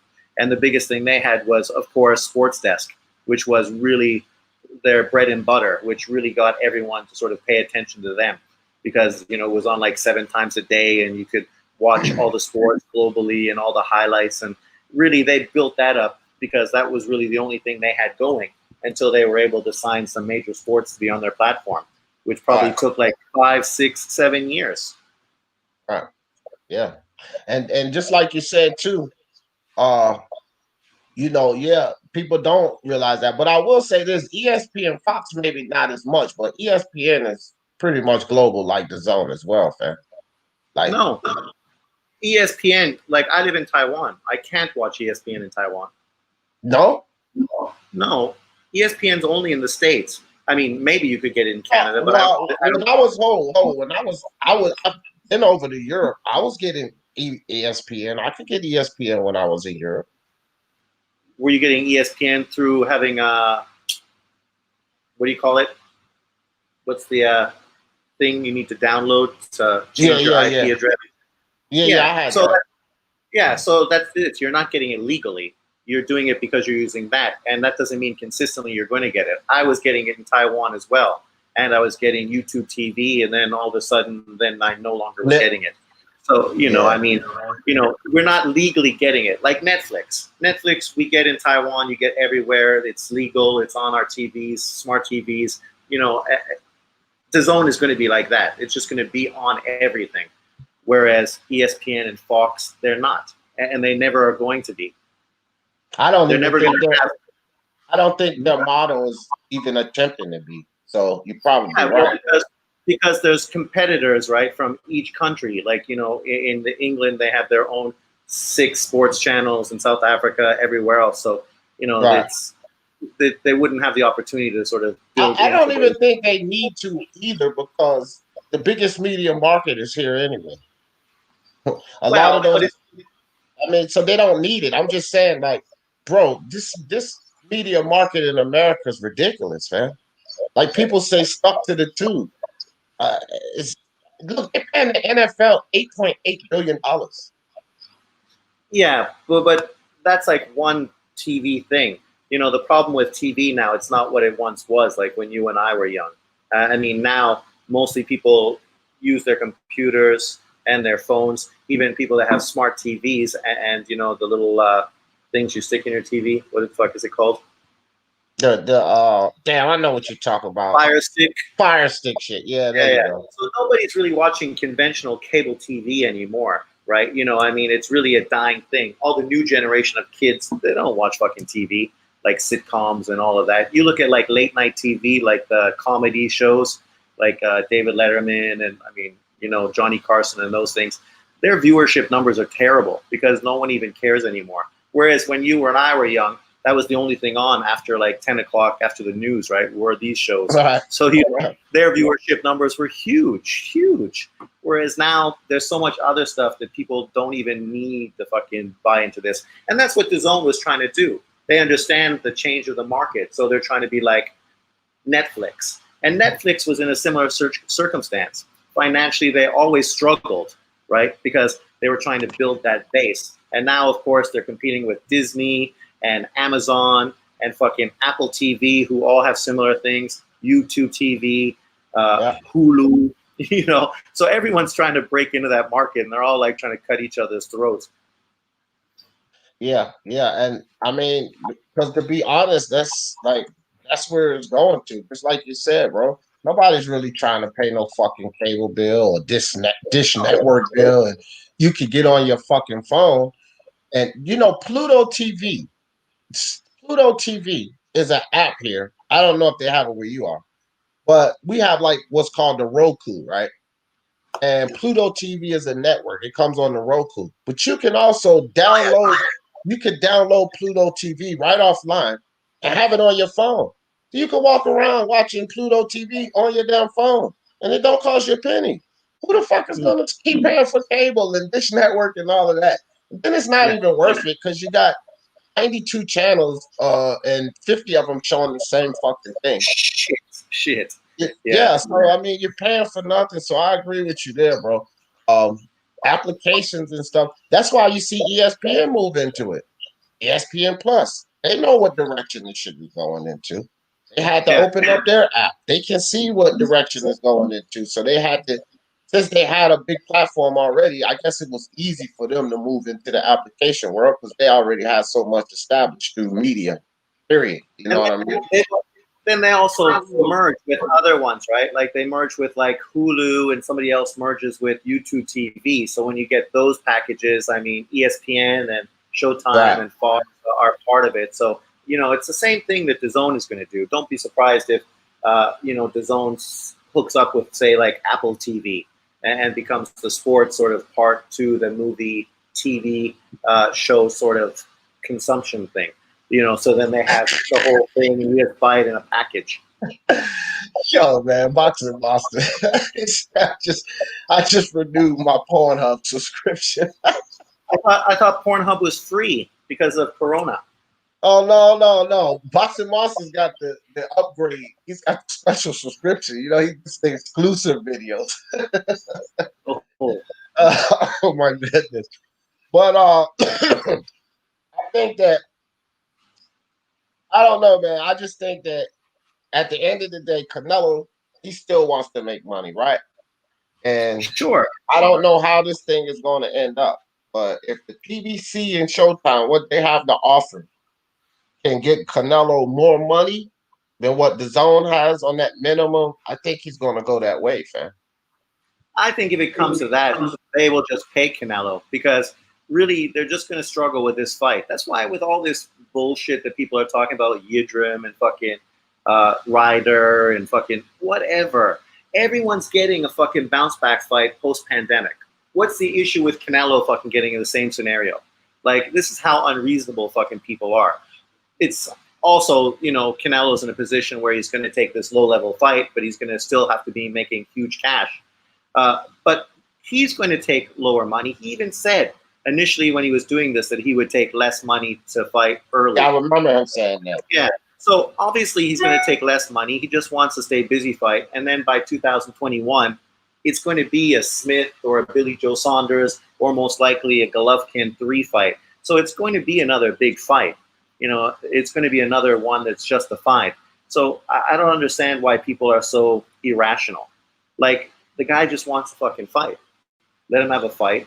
You know, he doesn't have to fight the best guys ever. Like you were talking about before, 2 Golovkin fights, a Danny Jacobs fight. You throw in a fight where people were disappointed at Rocky Fielding. You have him move up 2 weight divisions to fight Kovalev, and they still shit on that. And now he's going to fight, who knows, Joe Schmo. And then his next fight's going to be against another elite fucking guy. Like, calm down.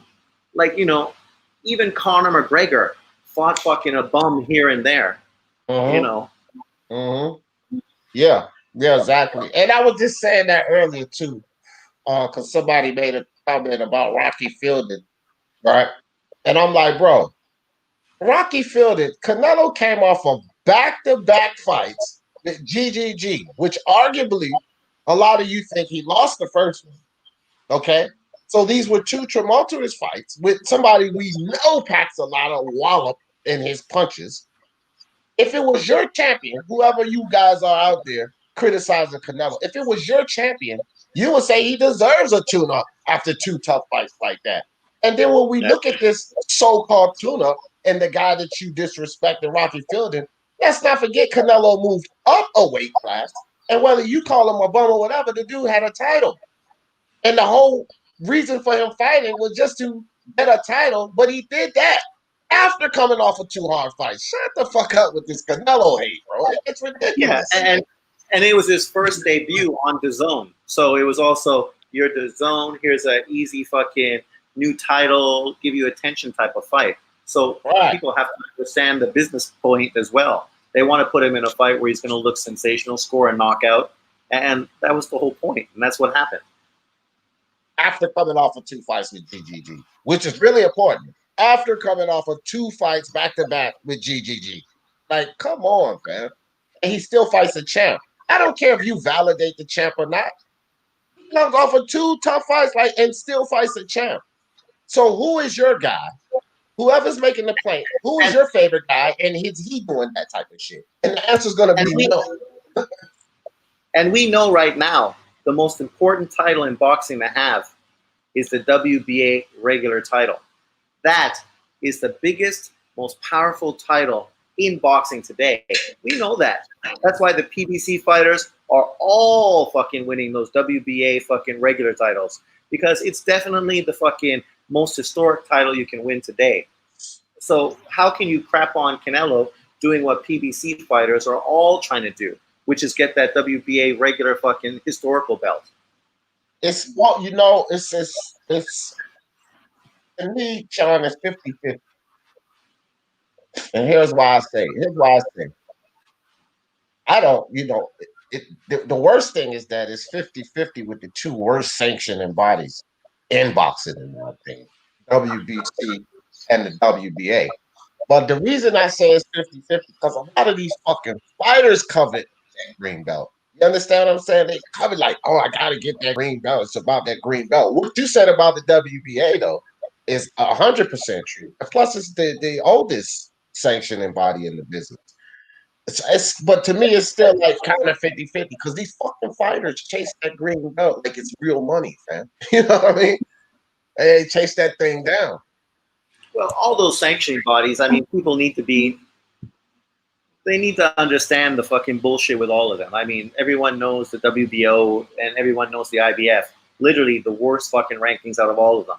Sure, they force mandatories on the regular, but literally against fighters, nobody fucking wants to watch anyone fight. So, you know, it's a win and lose. You're going to be forced to fight a mandatory, but nobody wants to watch you fight him. So literally everyone's going to fucking shit on you for fighting a bum. But you better do it or we're going to strip you. You know, that's kind of the situation that they're in. So, I mean, you know, there's criticism towards all of them. Really, I don't know why people get so caught up in it. I mean, you know, there's criticism with everything in boxing. Let's focus on the fights that are made, and that's the only thing that really means anything. Right, right. Frankie Four Fingers. No, it's a possibility, but it's not like he's going to. I know, Sean. It's not like he's going to sign with the PBC or he's going to be with the PBC. So you can kind of call it clickbait because I just put it up there because this is the idea that people are going to be think. Oh, Canelo's going to go sign with the PBC. So yeah, you could kind of call it clickbait, but I put it up there that way so that we can explain to you what's really going on, right? Let me just ask this question. Yeah, go ahead. Does anyone really think that Oscar De La Hoya is going to go work with Al Heyman with his #1 fighter? The whole reason that fucking the PBC was never even close to signing Canelo Alvarez is because of the relationship between Oscar De La Hoya and Al Heyman. Al Heyman tried to steal his fucking promotional company from underneath of him, right? He ain't working with that fucking guy. Never. I mean, come on. Let's be fucking rational. I agree, and I agree with that. And I think that, you know, and why I said it was a possibility is because, okay, anything's possible, right? But what you're saying about Oscar, I agree with. And this is why I said earlier that I think this is a leverage move, right? Yeah. A bluff, right, guys? Yeah. A bluff, a leverage move. All right, this could happen. So pay up. If y'all don't want to pay up, this could happen. And like Sean said earlier, the DAZN is probably just going to pay up. But it's a leverage move. But the reality of, like Sean just said, Oscar De La Hoya actually getting in bed with Al Heyman. Whoa, Al Heyman stole his wife and fucked his girlfriend. He's not going to get in bed with him. He's not going to get in bed with him. Well, if you put it that way, maybe he's really happy to fucking not have that aggravation anymore. He's like, thank God, Al, take them. You know, hey, that's something else that's interesting. I think Canelo's gone after this contract. Like, done. It's a wrap. Yeah, but how many fights does he have? There's probably still 4 more fights, I think, on the DAZN I think contract. 4 or 5, yeah. He's got like 4. Shit, bro, he's only 30, and that's just a couple of years. Yeah. You know what I mean? He's only 30 years old, and that's just a couple of years. And I think when he pulls off, he probably has like, this is what I see. When he pulls off from them, he'll probably perform, in my opinion, literally 4 or 5 more times. And I'll tell you why. He'll do those 4 or 5 more performances to build what is going to be Canelo's promotion, whatever the fuck is going to be, right? And then attract fighters in. And then he'll retire and do the whole Floyd Oscar thing. I think that's how it's going to go down. Yeah, and he'll probably do the same thing that Golovkin did. Sign like a deal directly with the DAZN so that he's the promoter in consort with the DAZN. And obviously his fighters get to be put on his promotional thing so he can sort of build up sort of a stable and a promotional company like Golovkin is trying to do now. Yeah. D, what do you think about? What do you think about Prograis? Prograis is signing a 1-fight deal with the PBC, but who's he fighting? Literally fucking, I've never heard of the guy. You're signing a 1-fight deal with the PBC, but you're fighting literally nobody. You know why, Sean? You know why? Why? You know why?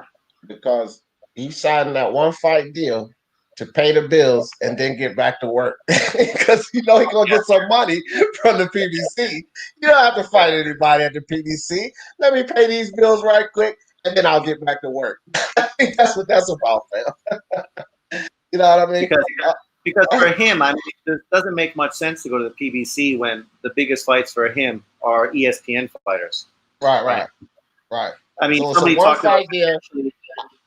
I'll give you guys one crack at it. I'll give you this 1 fight. It's a mutual beneficial business deal. The PBC gets what they want. We just get some money. Hell, y'all giving all of these guys money for doing nothing. Let me collect on that a little bit, and then I'll get back to work. You know what I'm saying? That's how I see it. Craig Smith said D, what do you think about Crawford? Do you think he ducking anybody? Listen, with Crawford, it's not about Crawford ducking, okay? And I know that, Craig, you may have heard me say, oh, he ducked Sean Porter, he ducked Sean Porter. Okay, here's the thing, man. Crawford needs to fight someone. He does need to fight someone. I'm going to hold him accountable for that. The reason I yelled out he was ducking Sean Porter, because here's the thing. I gave both of them the respect prior to this COVID thing when they said, we got things in front of us, we friends, no need to fight. We're not interested in that fight. Boom, bam, in the third. But, and both of them said this too, but if it comes down to this, and this is the best thing in front of us, we'll make the fight happen. Okay? So after the COVID pandemic comes out, and I said, okay, look, it was a mutual agreement. These guys said that they didn't want to fight. Oh, real quick, guys, hold on. Iceman, I appreciate you, my man. $5 super stick. I appreciate that. So after that, Sean Porter, at least allegedly by Sean Porter, he goes to Bud and he said, well, I wanted to just talk to you about this fight, and I wanted to be sure where we at on the terms, because I think now is the time that we can make this fight happen. Because again, the agreement was like, we got plenty of stuff for us going right now, and it's no need for us to fight each other. But at this current situation, I think it's a great time, me personally, for them to fight each other, because the fans are crying for Crawford to do more at 147, not in his career, but at 147. And Bob Arum and Top Rank, they need to put Crawford in a good fight right now for their benefit. Okay? So this has killed so many birds, more than two birds. This killed like 3 or 4 birds in one stone, Crawford versus Porter. But the phone call went as such as Crawford said, no, I got things going on ahead of me. I'm not interested in fighting you right now. Now, I call Crawford a duck now because, listen, you don't have a lot of things ahead of you, fam. Bob Arum is having a problem finding you a decent fight, a viable fight, at least for the fans, where they don't want to see anything less than a Calvialaskas. They don't want to see anything less than that. They don't want to see anything equivalent to a Calvialaskas. Okay? Sean Porter solves that. Period. Keith Thurman actually solves that. Manny Pacquiao solves that. But the reality is, it's not looking like Crawford would take any of those 3 fights. And that's why I called him a duck, because you're to the point now, Crawford, where you said, if it comes down to that and I don't really have anything in front of me, then I make that fight happen. Well, Crawford ain't living up to what he fucking said, man. Because he need to make that fight happen. Because what the fuck else does he have in front of him right now? Nothing. But to be fair, Sean Porter just fought a guy that wasn't as highly ranked as Kavalaskis, right? So, I mean, obviously he wasn't in too much of a hurry to make that Terrence Crawford fight. And then, of course, you had Ugis, who's going for that great historic WBA regular title as opposed to fighting fucking Crawford for a legitimate title. And then Thurman, who wanted $10 million to make a fight. Okay, Keith, you just got beat by a 42-year-old fucking Filipino. You're probably not going to get $10 million to fight Bud Crawford. Yeah, I mean, that's a fair point. That's a fair point. But my thing is this. I put the heat on Crawford and Arum because it's a necessity for Crawford. Fuck what Porter did or what he deserves. It's what Crawford needs, bro. Crawford, look, we don't have to look at what Porter deserves. Yeah, he just lost his belt. But what does Crawford need? What does Top Rank need Crawford to be in? That's what this is about. Crawford needs validation. Top Rank needs to put this man in a good fight. So fuck what Porter deserves or anything. Porter is a good name for that. Fuck what Keith Thurman deserves. He just lost his belt. It's a good name for that. Cal Brook is not a fucking good name for that, fam. It's not. Nobody's gonna be satisfied with Brook. He's done. He's finished. But at the same time, this sort of goes back to what you were blaming Eddie Hearn about, as far as overpaying fighters. For Crawford to get any of these fighters, Bob Arum is going to have to overpay them. It's the only way he's going to get these guys to cross over to fight him, because they're not looking for legacy. They're not looking for world title fights. They're looking for in-house PBC fights. So the only reason to pull them over to your side of the street is by offering them huge fucking cash. So realistically, that's not going to happen in 2020. All right. Frankie, I agree with that, Sean. Frankie Fourfinger said, opinions on the Sean Porter fight. Did that German guy have one heck of a chin, or is Porter not that powerful? It's kind of both. Four Fingers. I don't want to call him the German guy. What was that guy's name, Sean? Formella. Formella Yeah. didn't. He had a decent chin. Sean Porter has never been known as a knockout puncher, Frankie Four Fingers. He's never been a guy that's going to come in there and stop guys. So Formella did have a decent chin because they're still boxers, and he took some really clean, hard shots from Sean Porter. So you can say he had a decent chin, but it was just a combination of the fact that he had a decent chin, and Sean Porter was never really this knockout punching style fighter. So what do you think, Sean? Formella is not a bad fighter. I mean, I know most people that are PBC fans don't know who he is, but he was just in a fight last year against South African fighter Thalani, who I thought was going to potentially be a real intriguing welterweight. And he went to Germany to fight Formella, and I was picking him to win. Formella ended up beating him. Obviously got a bit of a hometown decision. But, I mean, that just shows you the kind of level of fighters he was fighting. Thalani had beaten quite a few, name fighters who obviously were a little past their prime to move up. So he'd fought some guys like Chavez's and Miguel Vasquez's and somebody else. So for him, that was a big opportunity. So for Mella, you got to praise the guy for being a tough kid, came to the States, gave a good fight. But unfortunately for him, he has no inside game at all, right? And you're fighting the wrong kind of guy if you aren't able to sort of do anything on the inside. Yeah. Now, Sean, pardon me right quick, because I think AI just does this just to get me going sometimes. I really do. I don't think he means a lot of these things. I think sometimes he's just sitting there, he wants to see me get excited. Listen here, AI. If you want me to bother with you today, I guess you want some attention from old D. Jefferson. Because you always put a crazy damn comment in the chat when you want some attention from D. Jefferson. Okay? Let's stop this nonsense with Terrence Crawford going night-night in his chin. Bro, because we see a guy get wobbled, because we see a guy get chopped, dropped, that doesn't mean he's chinny. When the fuck has Terrence Crawford been stopped? You people that want to keep questioning his chin, when has he been stopped? So the fuck what, Gamboa wobbled him? So what? Floyd was wobbled by Shane Mosley, was he not? Was he not? It doesn't matter that the guy was wobbled. How many times was Floyd stopped? How many times was Crawford stopped? This is boxing. Guys will get hurt. Are you fucking guys serious? Even the guy that's not known as the hardest puncher.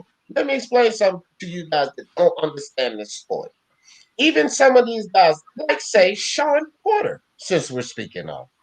Even a guy like Sean Porter can knock out a guy, say like Danny Garcia or Errol Spence. And I'll tell you why. If that shot lands in the right place, I don't care how tough a guy's chin is. He's going to go the fuck out. That's what the sweet science is about. Not getting hit in that sweet spot, right? Anybody can knock anybody out literally in this sport. This is what you guys have to understand. So just because a dude gets wobbled or he gets dropped on the canvas, you don't start questioning his jaw. Sean Porter has never been no fucking knockout artist. So we can't assume that if he catches Crawford with a punch like he caught Formella with, it's fucking night-night. No, sir. Jeff Horn got Crawford in the corner. Go back, watch the fight. Fifth fucking round. He got Crawford in the corner, and he caught Crawford clean. Crawford sidestepped out of that two-piece Horn and backed up toward the middle of the ring again. Go watch the fight. He caught him clean right in the corner. Sean, do you remember that? You know what I'm talking about in that fight? Well, you think about that fight. I mean, if Crawford was fighting Porter last night, when Porter got that guy against the ropes like he did, he would have been fighting somebody that actually threw shots back and knew how to throw shots back. I mean, imagine how long Formella would last against Crawford. I guarantee he wouldn't go 12 fucking rounds. He wouldn't go 4 rounds. I don't think he would last with Crawford for 4 rounds because Crawford has that killer mentality. He's not going to smother his work inside. He's not going to pull back like Sean Porter. And then another thing is this. Sean Porter had Formella hurt a couple of times. When Crawford sees that type of blood, he's like a fucking piranha, dog. He's all over it. And he doesn't come up off of it. Another thing, just like what Sean was saying, when you're punching Crawford, one thing he does exceptionally well is he punches in between your punches. He does that really well, right? No, sir. Right, exactly. No, sir. Like, bro, stop it. And Aobs just wanted this. He gets excited. He likes to hear me go on to one of those tirades. I know what you're doing, Aobs. You do that shit on purpose. Like, I mean, I thought Porter looked great. Was in great shape. He looked really explosive, but we have to look at what level of opponent he was fighting. I mean, he should look good against a guy like Formella. Formella is a European domestic level sort of fighter. He's a good fighter. In Europe, he's potentially European champion. But when you step over and fight world champions in the States, no, man, like he's not at that level. And the fact that he went 12 rounds with Sean Porter, I mean, for him, that's success. That was a win. He'll go back home and feel that he really represented himself great and will learn a lot from that fight. For Sean Porter, how does that benefit him? He fought a guy nobody knows and didn't even knock him out. So really, you know, it's not really a win-win for him. Facts. Craig, now it just depends on your perspective of what overpay is. And I wouldn't say overpay, but I think that they should pay more than they're willing to pay to make these fights happen. Because you got to understand something. There's always a little more money in the bank. A little more money in the bank to pay these fighters means a little more less money in Bob Arum's and Eddie Hearns and these guys' pocket. Always a little more money in the bank, which is what I was telling everybody when they came to me with the Teofimo bullshit. And I was like, dog, I don't want to hear it. They could come up with a little more money and pay this kid. What happens? They come up with a little more money and pay the kid. So there's always a little more money in the bank. But just realize that Bob Arum, Hearn, these guys are in it for the money too. So the less money they have to spend, the more money they make. This is what we have to keep in mind, guys. So, yeah, I think they should pay more money. I don't think anybody should overpay. Because when you overpay, you're almost guaranteeing yourself a profit loss. And this is still business. So I'm not going to suggest that anybody make those type of business moves to overpay and guarantee themselves a profit loss. No, that's not reasonable. And I'm not trying to be unreasonable about it. But what I am saying, what I'm pretty sure of, is that there's always a little more money in the bank. So what they should do is pay a little more. Maybe not overpay. You feel me? Frankie Fourfinger said, sorry, D, I forgot his name. Oh, no, Frankie Fourfingers, I'm not tripping. I was just saying I don't like to personally say German guy because I try to stay away from using certain type of verbiage.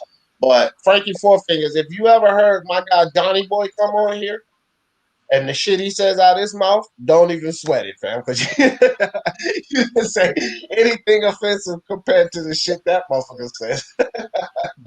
You all good, man. You are all good. Johnny Boy's a fucking card, dog. What's up, Brian? How you doing, bro? Yo, what's up, Dan? What's up, Mr. Longer? Yeah. Mr. Longer, I'm a big fan of your channel, the PBC Square. Oh, yeah, man. Sean's the man, dog. I love his channel. Yes, sir. Yeah. So is this just talk or the end talks or what? Because I missed the beginning of this.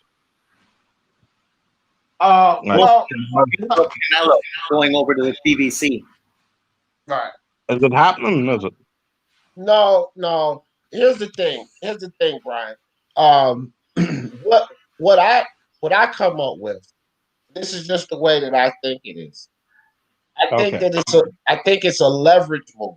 Okay. So I like to say this, that we can't rule anything out and say that anything's impossible. But Sean brought us some pretty good points that I didn't even think about, even though I didn't think that this was going to go down. I thought it was a leverage move. But Sean brought up a good point about the Oscar De La Hoya and Al Heyman relationship, which confirms my suspicions that this is probably not going to go down, because why would Oscar ever get in bed with Al Heyman? Like that's something that would probably never happen. But my initial suspicion that this was just a leverage move so that the zone pays Canelo. That was my initial suspicion of it. But it is a possibility. Again, we can't call anything possible impossible because at the end of the day, Canelo needs a fight and he has to be paid a certain amount of money. And executives from Showtime and the PBC said they're willing to put up $40 million. That part is facts. They're willing to put up $40 million. So $40 million talks, and it talks and that talk is saying, hey, the zone, pay that money, right? I think it's a leverage move. That's what I think. Okay. No, I'm up to speed now. So, yeah, if you look at the past, right, Oscar De La Hoya and Al Heyman, they don't really work together on any cards, on any fights. You know, Golden Boy Promotions and the PBC. So, I could see Al Heyman going, you know what? Let's get this guy and let's get one over an Oscar. You know, so I could see Al Heyman do that. I could see Al Heyman going, well, we could take Oscar's biggest star, and then what does Oscar have? Ryan Garcia? Nah. I can see. Hold on, Brian. Let me tell you this, bro. Let me stop you right there. I can see Al Heyman wanting to do that, but I can see Oscar De La Hoya doing everything in his power to never let it come close to that bullshit happening. That shit will never happen, dog. I agree with you. That's something that they would probably want to do. There ain't no fucking way in hell they getting 10 miles within Canelo if Oscar has anything over his dead body. I'll tell you that shit right now, fam. He's going to live out that zone contract and leave willingly. I was going to say, who's the Venezuelan guy that killed his wife and then killed himself in prison? Knockout puncher. Really exciting fighter. Man, shit, I wish Mark was here. That would I know what you're talking about. Name at the tip of my tongue. Oscar De La Hoya would pull one of those. He'd kill Canelo and then fucking hang himself in jail before he'd let that happen. For sure, bro. He could never let that go down. He could never let that go down, fam. Edwin Valero, that's who you were talking about, right? Yeah. Edwin Valero. Yeah, I couldn't remember his name, bro. I was trying to. Yeah, Edwin Valero killed his wife. Yeah. But yeah, bro, he'll never let that shit happen, bro. Oscar's not gonna let Al and those guys. There you go, Jack Kyle. Yeah, that was it. Valero. Edwin Valero. He has to right. Oscar has to get this man fight, and he has to get that purse up because that's the only way you're going to keep Canelo right now. But seriously, we're at a time now where fighters need to take pay cuts, slight pay cuts, because of the situation we are in. We are in a position where even if we get crowds into arenas for a while, those crowds might be limited to only a certain amount of people in the arena. You know, so you're not going to full crowds. So I can see that going to maybe the rich. The rich get the monopoly on it just so they could overprice, you know, like celebrities and all that. They'll still make money because you know one thing about a lot of affluent people is they love exclusivity. So they love the fact that people of lower income will not be at that event. I'm telling you, like it is a thing in the higher social, the hierarchy of the social class. They don't want you to be around, fam. So you know, if you don't have $20 million in your bank account or more, they don't even want you to be around. And a lot of these people look at guys with 20 million in their bank account as, you know, that's a mere pittance. Like seriously, guys. You guys with 20, 50 million, they're not looked at as rich people. They're looked at as rich people to us. But the type of people I'm talking about, they're looked at as lower class people to them. So they don't want us around. So this would probably satisfy them. You know why? Because $10,000 a ticket sounds astronomical to us. It's like fucking $10 to them. Yeah. Literally. It's like $10 to them. And it's worth that $10 for you not to be in their presence while they're enjoying themselves. This is how it is. So you got a point there. They could have limited crowds, charge an ass load of money for these tickets, and actually get paid for it. Yeah. I feel like that daily myself. What you say, Sean? I feel like that daily. I'd rather pay more money just to have nobody bother me. Right. right. And we're not even rich, and we feel that way. No doubt. I get that point. Yeah, absolutely. No, but the serious note, like, he does need to get paid. Oscar needs to point his finger. I don't know what's happening with is it WBC? And franchise the number one belt. contender, Benavidez losing his title. Yeah, the franchise belt. Yeah, I don't know what's happening with that there. Don't know if the fight's set or what's happening. So, or when it's set for. But he needs a fight. Oscar needs to pull his finger out and get this guy some opponents. The fighters are in around him.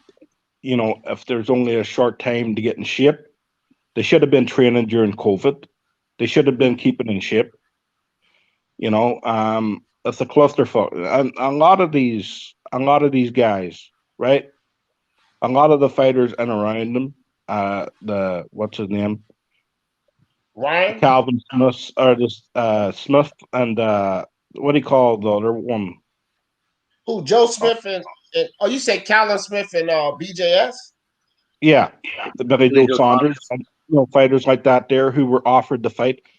Right? They know Canelo was ready to go in September. They know this. They should have been keeping in shape just in case that phone call came. Right? Well, see, I've been saying this, Brian, and I get your sentiment, and I kind of agree. Well, I've been saying this about like when not Callum Smith, when Caleb Plant came out and said that foolery about Canelo, I don't have enough time to prepare. I've been saying this anyway. Man, these new age fighters and these goddamn excuses about time to prepare and the prima donna and diva fucking attitude. Oh, I'm so tired of this. Like, how the fuck? Sean, are you kidding me? 75 days, not enough time to prepare? What the fuck are we talking about in this era of boxing? 75 days, fam. Right?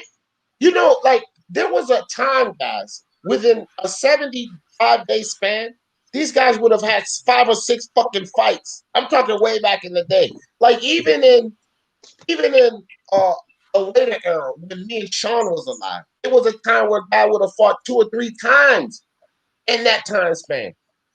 And you can't prepare for one fight, which is the biggest fight of your life. Bro, I'm not trying to hear this nonsense. Like, and then you have fans coming on, well, you gotta be fair, man. No, it's no being fair with that bullshit. It's 75 days. You're a fucking athlete. What do you mean that's not enough time? Is it just me, guys? Brian and Sean, is this just me? Am I looking at this the wrong way? What do you guys feel about that? No, I think it's true. Go, Brian. Sure. Go ahead, Brian. Go ahead. No, I agree with you, right? Archie Moore used to go from town to town, and that guy had 30 fights a year, sometimes maybe even more than that. You know, we don't live in that day now. We live in a day of science, like longevity, fitness, and all that BS. But at the end of the day, they say fighters are a lot fitter now, but they do a lot less further. They do a lot less than they used to do. That's why it looks like they have longer careers. But if you look at the total fights that they fight compared to even 30 years ago, like they're fighting a lot less. So they're not having as much damage to their bodies. So, Facts. you know, they say longevity, but their careers ain't as good if you look at it on paper. We said fan sites like this promoting fans to pay $85 PPV is crazy. They don't know who is paying who.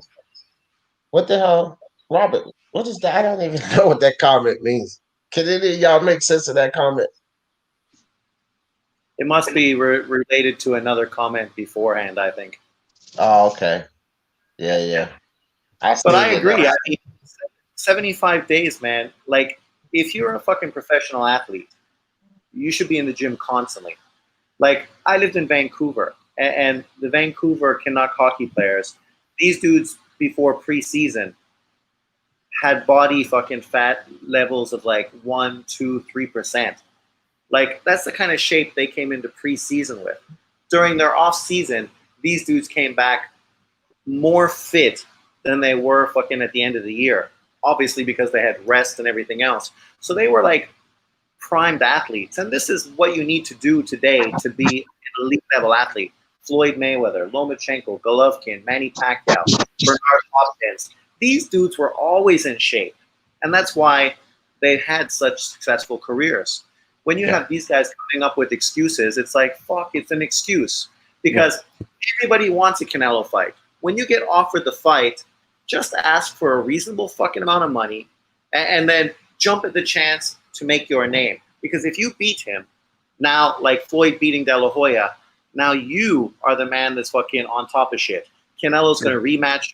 You're going to make way more money in the rematch. If you beat him the second time, now fucking the world is your oyster. You're driving around in Bentleys and fucking have, side chicks and fucking moving upscale. So, the opportunity is there, but you need to want to grab it. And unfortunately, as you said, a lot of these modern day guys, they just want shit the easy way. They don't want to put in the work. That's one of the criticisms towards PBC fighters. I like David Benavidez, but how come that motherfucker lost his title on the scale? Right? And now people want to shit on fucking Canelo because he's going to be gifted a fucking easy title fight. It's not his fault fucking Benavidez came in fat. I mean, people were talking about him and Caleb Plant fighting. That fight was never going to happen until probably late 2021 because these dudes are fighting nobodies. They're collecting easy paychecks against low-level opponents until they build that shit up big enough so they can put it on pay-per-view. I mean, that's what they're doing. And now that dude can't even fucking get in shape to beat an easy fucking picking opponent. And now Canelo is the guy that's catching the heat. It's like, whatever. Canelo wouldn't have missed weight. And look at the shape Canelo's in now. This is fucking arguably the face of fucking boxing. Look at the shape he's in now, and all of these fuckers that's supposed to be competing against him making excuses. Get the fuck out of here with that, man. It's just nonsense. Tim Dub in the building. Good to see you, Tim Dub. That's my man. Tang said, fuck Tang TC, Steven Schneider, Robert Blake. What's up with y'all, fam? Shiz Biz, what's good? Appreciate Saint Brick coming through. Appreciate y'all coming through. But yeah, man, look, it's that prima donna, bitch ass, pussy, punk ass fighter mentality. That's what we got a lot of in this era. I can come up with more adjectives for these guys. It doesn't even matter. I gotta say one thing. I gotta say one more thing, and then I'm off. Oh, go ahead, Brian. Because I have to go and look after my nephew. Right, it's simple, right? Floyd Mayweather, right, might have been out all the time, but you never seen that guy with a drink in his hand, right? No. He'd be out at 4 o'clock in the morning, then 5 a.m., then he goes for a 10-mile run, then he goes into the gym. Yeah. That guy, right? He made like the party without the drink and all that there, but he was a gym rat, right? Bernard Hopkins lived in the gym, right? Manny Pacquiao loved the gym. These old guys, these older fighters, right? They loved it. I don't know if they loved it, but they were dedicated to the sport. A lot of them. These young guys. A lot of the older fighters, I didn't mean to cut you off, bro, but a lot of older fighters way back, they didn't need to be in the fucking gym. You know why? Because they was in the fucking ring, fighting 20, 30 times a goddamn year. Get out of here. They was in the ring. They didn't have to be in the gym. Yeah, They but were when they weren't in competing. the ring, they were in the gym. Yeah, for sure. Yeah. Out on the So field, baling hay and shit, chopping wood. What the hell, bro? Like dead yeah, ass. Y'all thought it was just Rocky, a movie? Nah, this how these fighters used to be, bro. They were active. They weren't getting fucking 300 pounds between fights and then trying to work back down to 260 for a fucking fight. They wasn't And that's 180 pounds trying to work back down to 147 for a fight. Are you fucking kidding me? yeah. This is not what Well, I these gotta guys head were off. doing. I gotta head off. All right, hey Brian, appreciate you, fam. You know you're always welcome to come on. No worries. Right. All right. Right. Hey, Sean, but what was you saying? Because I said adjectives. You had added something else in. I was just going to say that Iceman said that Canelo wasn't going to fight Benavidez. I didn't say he was going to fight Benavidez. No, Obviously, Benavidez and Plant are PBC fighters, and we know they're not crossing over. But I do think that still probably Canelo's next fight is going to be against Smith, because I think the WBC is going to elevate Smith into that Yildirim position because they realize that DAZN isn't going to pay money for Yildirim. And they do want that Canelo fight on the WBC. So I think, you know, the way they flip-flop back and forth, don't be surprised because Smith has that diamond belt, right? yeah, I think he The does. WBC diamond belt. So then it's a natural fight to have their franchise champion fight the diamond belt champion for the vacant title. It's a fight that you could totally get done. It makes sense. And it's a fight worth paying for. And for DAZN, they want to break into DAZN in the UK market. That's the kind of fight that actually would get people's attention in the UK. Right, and I think Canelo beats them both, but I'd rather see him fight Smith than Limmer or Lindrum or whatever his name is. Like, of course, I'd rather Smith see a is a Smith fight. Smith is a WBA champion, so it's like when Lomachenko fought Campbell for the Mikey Garcia vacated title, right? It's much more interesting than fighting fucking Devin Haney or somebody that's not Devin Haney that was not even proven at that point. This is a unified champion, so now you get a big fight. You know, obviously him fighting Smith, if he beats him, he gets the WBA and the WBC title. You still have Billy Joe Saunders with the WBO, so there's another unification fight. You have Danny Jacobs, who's at the division. Golovkin probably will go up to that division to fight Canelo. So there's a lot of great potential fights that could be happening at 168. You know, speaking of Luke Campbell, I'll just tell you something. I was on Rivals Live, and my guy, one of my guys, Dell was up there, right, on the panel with us. So they were going back and forth about Luke Campbell and Ryan Garcia. So Del Boy says Ryan Garcia is going to knock Luke Campbell. He was just going in about Ryan Garcia. So here's the thing with Ryan, guys. I actually like Ryan. I gave Ryan some heat. But y'all have to understand. The heat that I gave Ryan was for acting like a diva, being a little prima donna. But when I talk about Ryan Garcia in the ring, what I see him as a boxer, I have no complaints about that, guys. Understand this. I don't complain about, like with Tank Davis. I think that he needs to fight better competition so that he can improve his skill level. But I think Tank has skills. I think he has potentials, a lot of potential that he's not unleashing because he's not fighting well. But I don't disrespect Tank and what he can do in the ring. So the same with Ryan Garcia. Yeah, I don't like him crying about the 200,000. No, I don't care about the 16-year-old girls who like you. It doesn't correlate to boxing. I get all of that. But when we talk about this kid in the ring, he's a special talent. I mean, I think he's a special talent. What do you think, Sean? You know, the irony is if he lives up to expectation, he's going to get nothing but hate and criticism as a hype job. Yep. But that guy is right in position to be this era's version of Oscar De La Hoya in every way possible.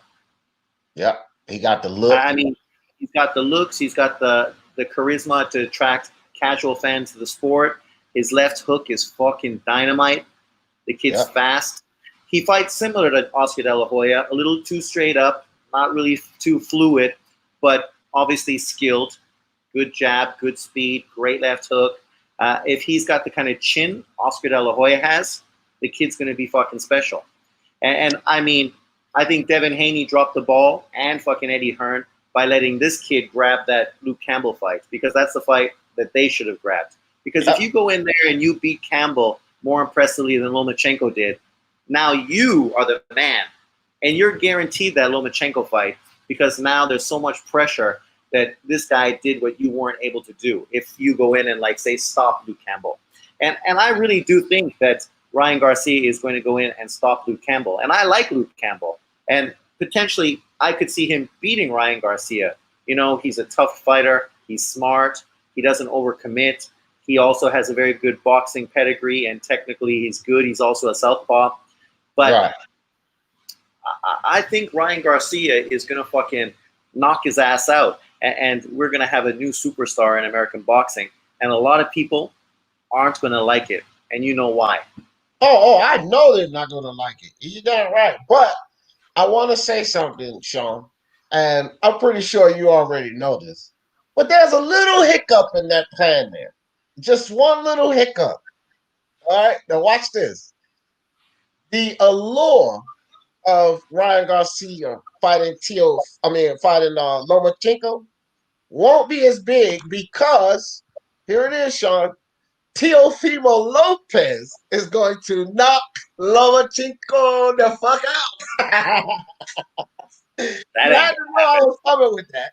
You had to know I was coming with that. That ain't gonna happen. But even if it does happen, then we get an Oscar De La Hoya. What's his name? Fuck, how come I always forget his name? The crazy fucking Californian Mexican American dude. Vargas. Not Vargas. Samuel Virgil Ortiz? What? No. He fought Oscar De La Hoya and Tito Trinidad. And he was a great Viola? fucking fighter. No, American. Oh, you said American. Yeah. How come I always forget his name? Trained with Robert Garcia, still always around those guys all the time. Fernando Vargas. Fernando Vargas. I think Lopez is a lot like Fernando Vargas. Exciting, hard puncher, talks a lot of shit. So now you get that Lopez against De La Hoya. You know, you're getting it earlier. It's a great fight. Don't get me wrong. I mean, I don't think that Lopez is going to beat Lomachenko. But if he does, Garcia, Lopez, fucking great fight. I mean, the thing with that division is you still have Devin Haney in the mix as well, and you have Tank Davis. So there's nowhere to go wrong. I mean, this division is iconic, potentially. Yeah. But, you know, we were just talking about that too yesterday. This division is, and I think at a certain level it's not, because I think the legacy of the guys in this division, they'll do some things here, but that'll move to 140, because 140 is gonna be stacked. Like, we got a couple of guys that's gonna move out, but I think that 140, a lot of these guys are gonna do a lot at 140. I just have an inkling, like Devin Haney, Teofimo Lopez. I believe Ryan Garcia will get there to 140. Like, 140 is going to be lovely. And look at who's already sitting at 140, who probably will still be around. Because we know that Josh is probably going to move. And Ramirez is probably going to move. But you still got a lot there still. You know what I mean? Yeah. They're the elite guys. But, I mean, eventually these guys are going to run into them as well, whether it's at 140 or 147. I mean, that just makes this pool even greater. And then somehow Shakur Stevens is eventually going to get into that mix as well. So we're really talking about iconic. When you talk about, you know, potentially De La Hoya and Ryan Garcia, Fernando Vargas and Lopez, Floyd Mayweather, Devin Haney, Shakur Stevens, another Floyd Mayweather-esque type of fighter, Tank Davis, sort of a Shane Mosley-esque fighter. You know, then you got Ramirez, you got fucking Virgil Ortiz Jr., you got Prograis, you got Ramirez. I mean, You got Boots Ennis, who's not even Ennis as well. like But eventually, I think he's too big for most of those guys. He's probably going to move to 154 along with most of the other PBC fighters. Yeah, not that long. I said that Virgil Ortiz and Jerron Ennis would end up meeting at 154. I actually think that's where they'll meet at 154. Yeah, that makes more sense. I don't think they'll meet at 147 because by the time they both get established, they're probably going to be moving out of that weight class. Right. And I felt like I said this a few months ago. I was like, man, we want that fight, but we're not going to see those guys fight until 154 because they have to establish themselves now. Like they're not even established. We know, like from the eye test, we can see that they're both potentially very good fighters, right? From the eye test, but they ain't established, neither one of them. So they have to get established, and then the allure for that fight will be like 3 times as much because they'll both be established fighters. I think, in my opinion, though, when I look at these two fighters, I'm liking Virgil Ortiz a little more because I didn't like the way Jerron and his Boots allowed Ayabov to get off on the ropes in that fight. Yeah, he beat him and everything, but he allowed Ayabov. Ayabov was ranked. He's like ranked 30, 136 or something. Like the dude was not even ranked, and you allowed that dude to get off like that on the ropes. If you get into a fight with a guy like Virgil Ortiz or hell, some of these better guys, hell, even Keith Thurman, you can't allow them. You can't have those kind of mistakes. You know what I mean? You can't make those kind of mistakes because you're going to pay. So I don't see. I just see a little less, in my opinion, in Jerron and his Boots than I do in Virgil Ortiz. I think Virgil maybe a little more ahead, but I think that has to do with Virgil being able to fight better competition than because Boots is not signed to any of the majors, and I don't think any of the majors are throwing him any bones. Any guy that's going to look good enough to help him out. It's like sign for 2 or 3 fights, and we'll give you some of those fights. But you don't sign for at least a 2 or 3 fight deal, then fuck you. You fight Joe Blow that's ranked 159th. You know, that's kind of what's happening to him. Yeah, they'll give him mediocre shit fights until he signs like a long-term contract, and until then, they're sort of going to handcuff him, which they are. He's got a new fight coming up sometime soon, but it's probably going to be against another bum that doesn't mean anything. But to respond to Grievous's comment, Kambosos Jr. is going to be fighting Lee Selby to become the IBF mandatory. So he has a big fight coming up. And if he wins that, he's going to get either Lopez or Lomachenko probably early 2021. So he's going to be in there. If he can get by Lee Selby, I mean, that's not an easy ask. Selby is an ex-world champion and, a quality fighter. Yeah. Selby and Kambosos, man, look, I like Lee Selby. Kambosos, I know he's, man, they're just not on that level, fam. No, they're not. Them fighting each other is fair because they're equal. Right. But if either one of them, whoever wins and get the mandatory, congratulations, you got a shot. But you got nothing more but a shot in your ass because you ain't going to win that fight. But on the positive side for Lomachenko or Lopez, whoever wins, that fight is probably going to be either in Australia or the UK. So you're going to get that pay-per-view money thrown towards you. So you're going to be able to get some good money to fight a low-level opponent on the road. Because obviously in the States, that neither of those opponents is going to really sell very well. We saw Lomachenko when he fought Krola. We got nothing but hate for that. So, this kind of opponent would be something similar. Hey, Teofimo Lopez, after the fight, Lomachenko going to come out looking like this.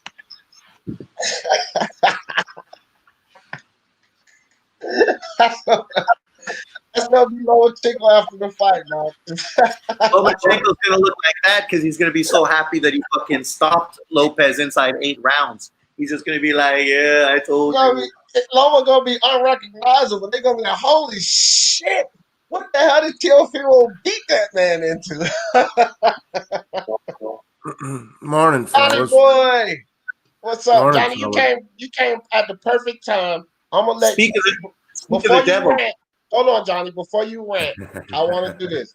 Sean Newton, give me some closing thoughts, fam, because I'm going to close this out, but I'm gonna let Johnny Boy go off. So I want you to get your closing thoughts in before Johnny Boy go off. I was Oh, just no. going to say the last thing about Jaron Ennis. I think skill-wise, potentially, he's got the upside over Virgil Ortiz. But obviously, Virgil Ortiz has the style to be more marketable and successful. I will leave it at that, and then I will let Johnny Boy rant. All right. Sean, All right, Sean, take I care, appreciate buddy. you, fam. Appreciate you coming Take care, on. Sean. Hey, Take brother. Go care. ahead, Johnny Boy. What's up with you, dog? No. I didn't get the energy to rant. I just fucking woke up 8 seconds ago. My voice is too hoarse from the other night for me to rant. Oh, okay. No. So what's going on? Canelo left? Or No. It was just really the discussion. Canelo ending up at the PBC for this one fight because of the pay-per-view. Basically, they would be able to afford him, and Showtime execs and PBC execs just came out and said that they were willing to put up $40 million if the DAZN and them couldn't get the fight done. So I thought Sean made a good point about Oscar De La Hoya never ever getting in the bed with Al Heyman after all of the bullshit they went through. And then I was saying, prior to Sean coming on, that I just thought that it was a leverage move. Just a move to put the heat on them and say, look, Canelo's got this option, so y'all better go ahead and pay him and make this fight happen. Because I can't really see him going to the PBC either. Not even for one fight. You know what I mean? So I thought it was just leverage. And that's what this live was about. Listen, man, people could call it clickbait or whatever, but an article came out talking about Canelo to the PBC. So I titled it Canelo over to the PBC. What the fuck? With a question mark. That means it's a question. So yeah. just got a lot of people interested. It is what it is. Oh fuck. I'll let you go, D, if you're wrapping this up. I figured just stop on for a minute. Yeah, I gotta go do get ready for I gotta go do some research, do this basketball prediction show later. All right, yeah. brother. I'll talk to you after a while or something then, buddy. All right, fam. I'll see you later, Johnny. All right, dog. Peace. All right. Okay, everybody. So again, my boy my boy Teofimo Lopez, he got Lomachenko looking like this after their fight, man. It's over with. Lomachenko gonna be unrecognizable. Hey, man, maybe we see Canelo over at the PBC for one fight. Probably not, but I think it's a leverage move, something to make the zone, make some, get on the ass, get up, make something happen for Canelo. I think that's what's really going on. Just wanted to talk about this. Sean New Boxing, appreciate you coming on. Donnie Boy, Brian Harkin, whoever else joined the panel, everybody in the chat. And y'all know how I always end this thing. For the love of sports, let's talk about it. Peace.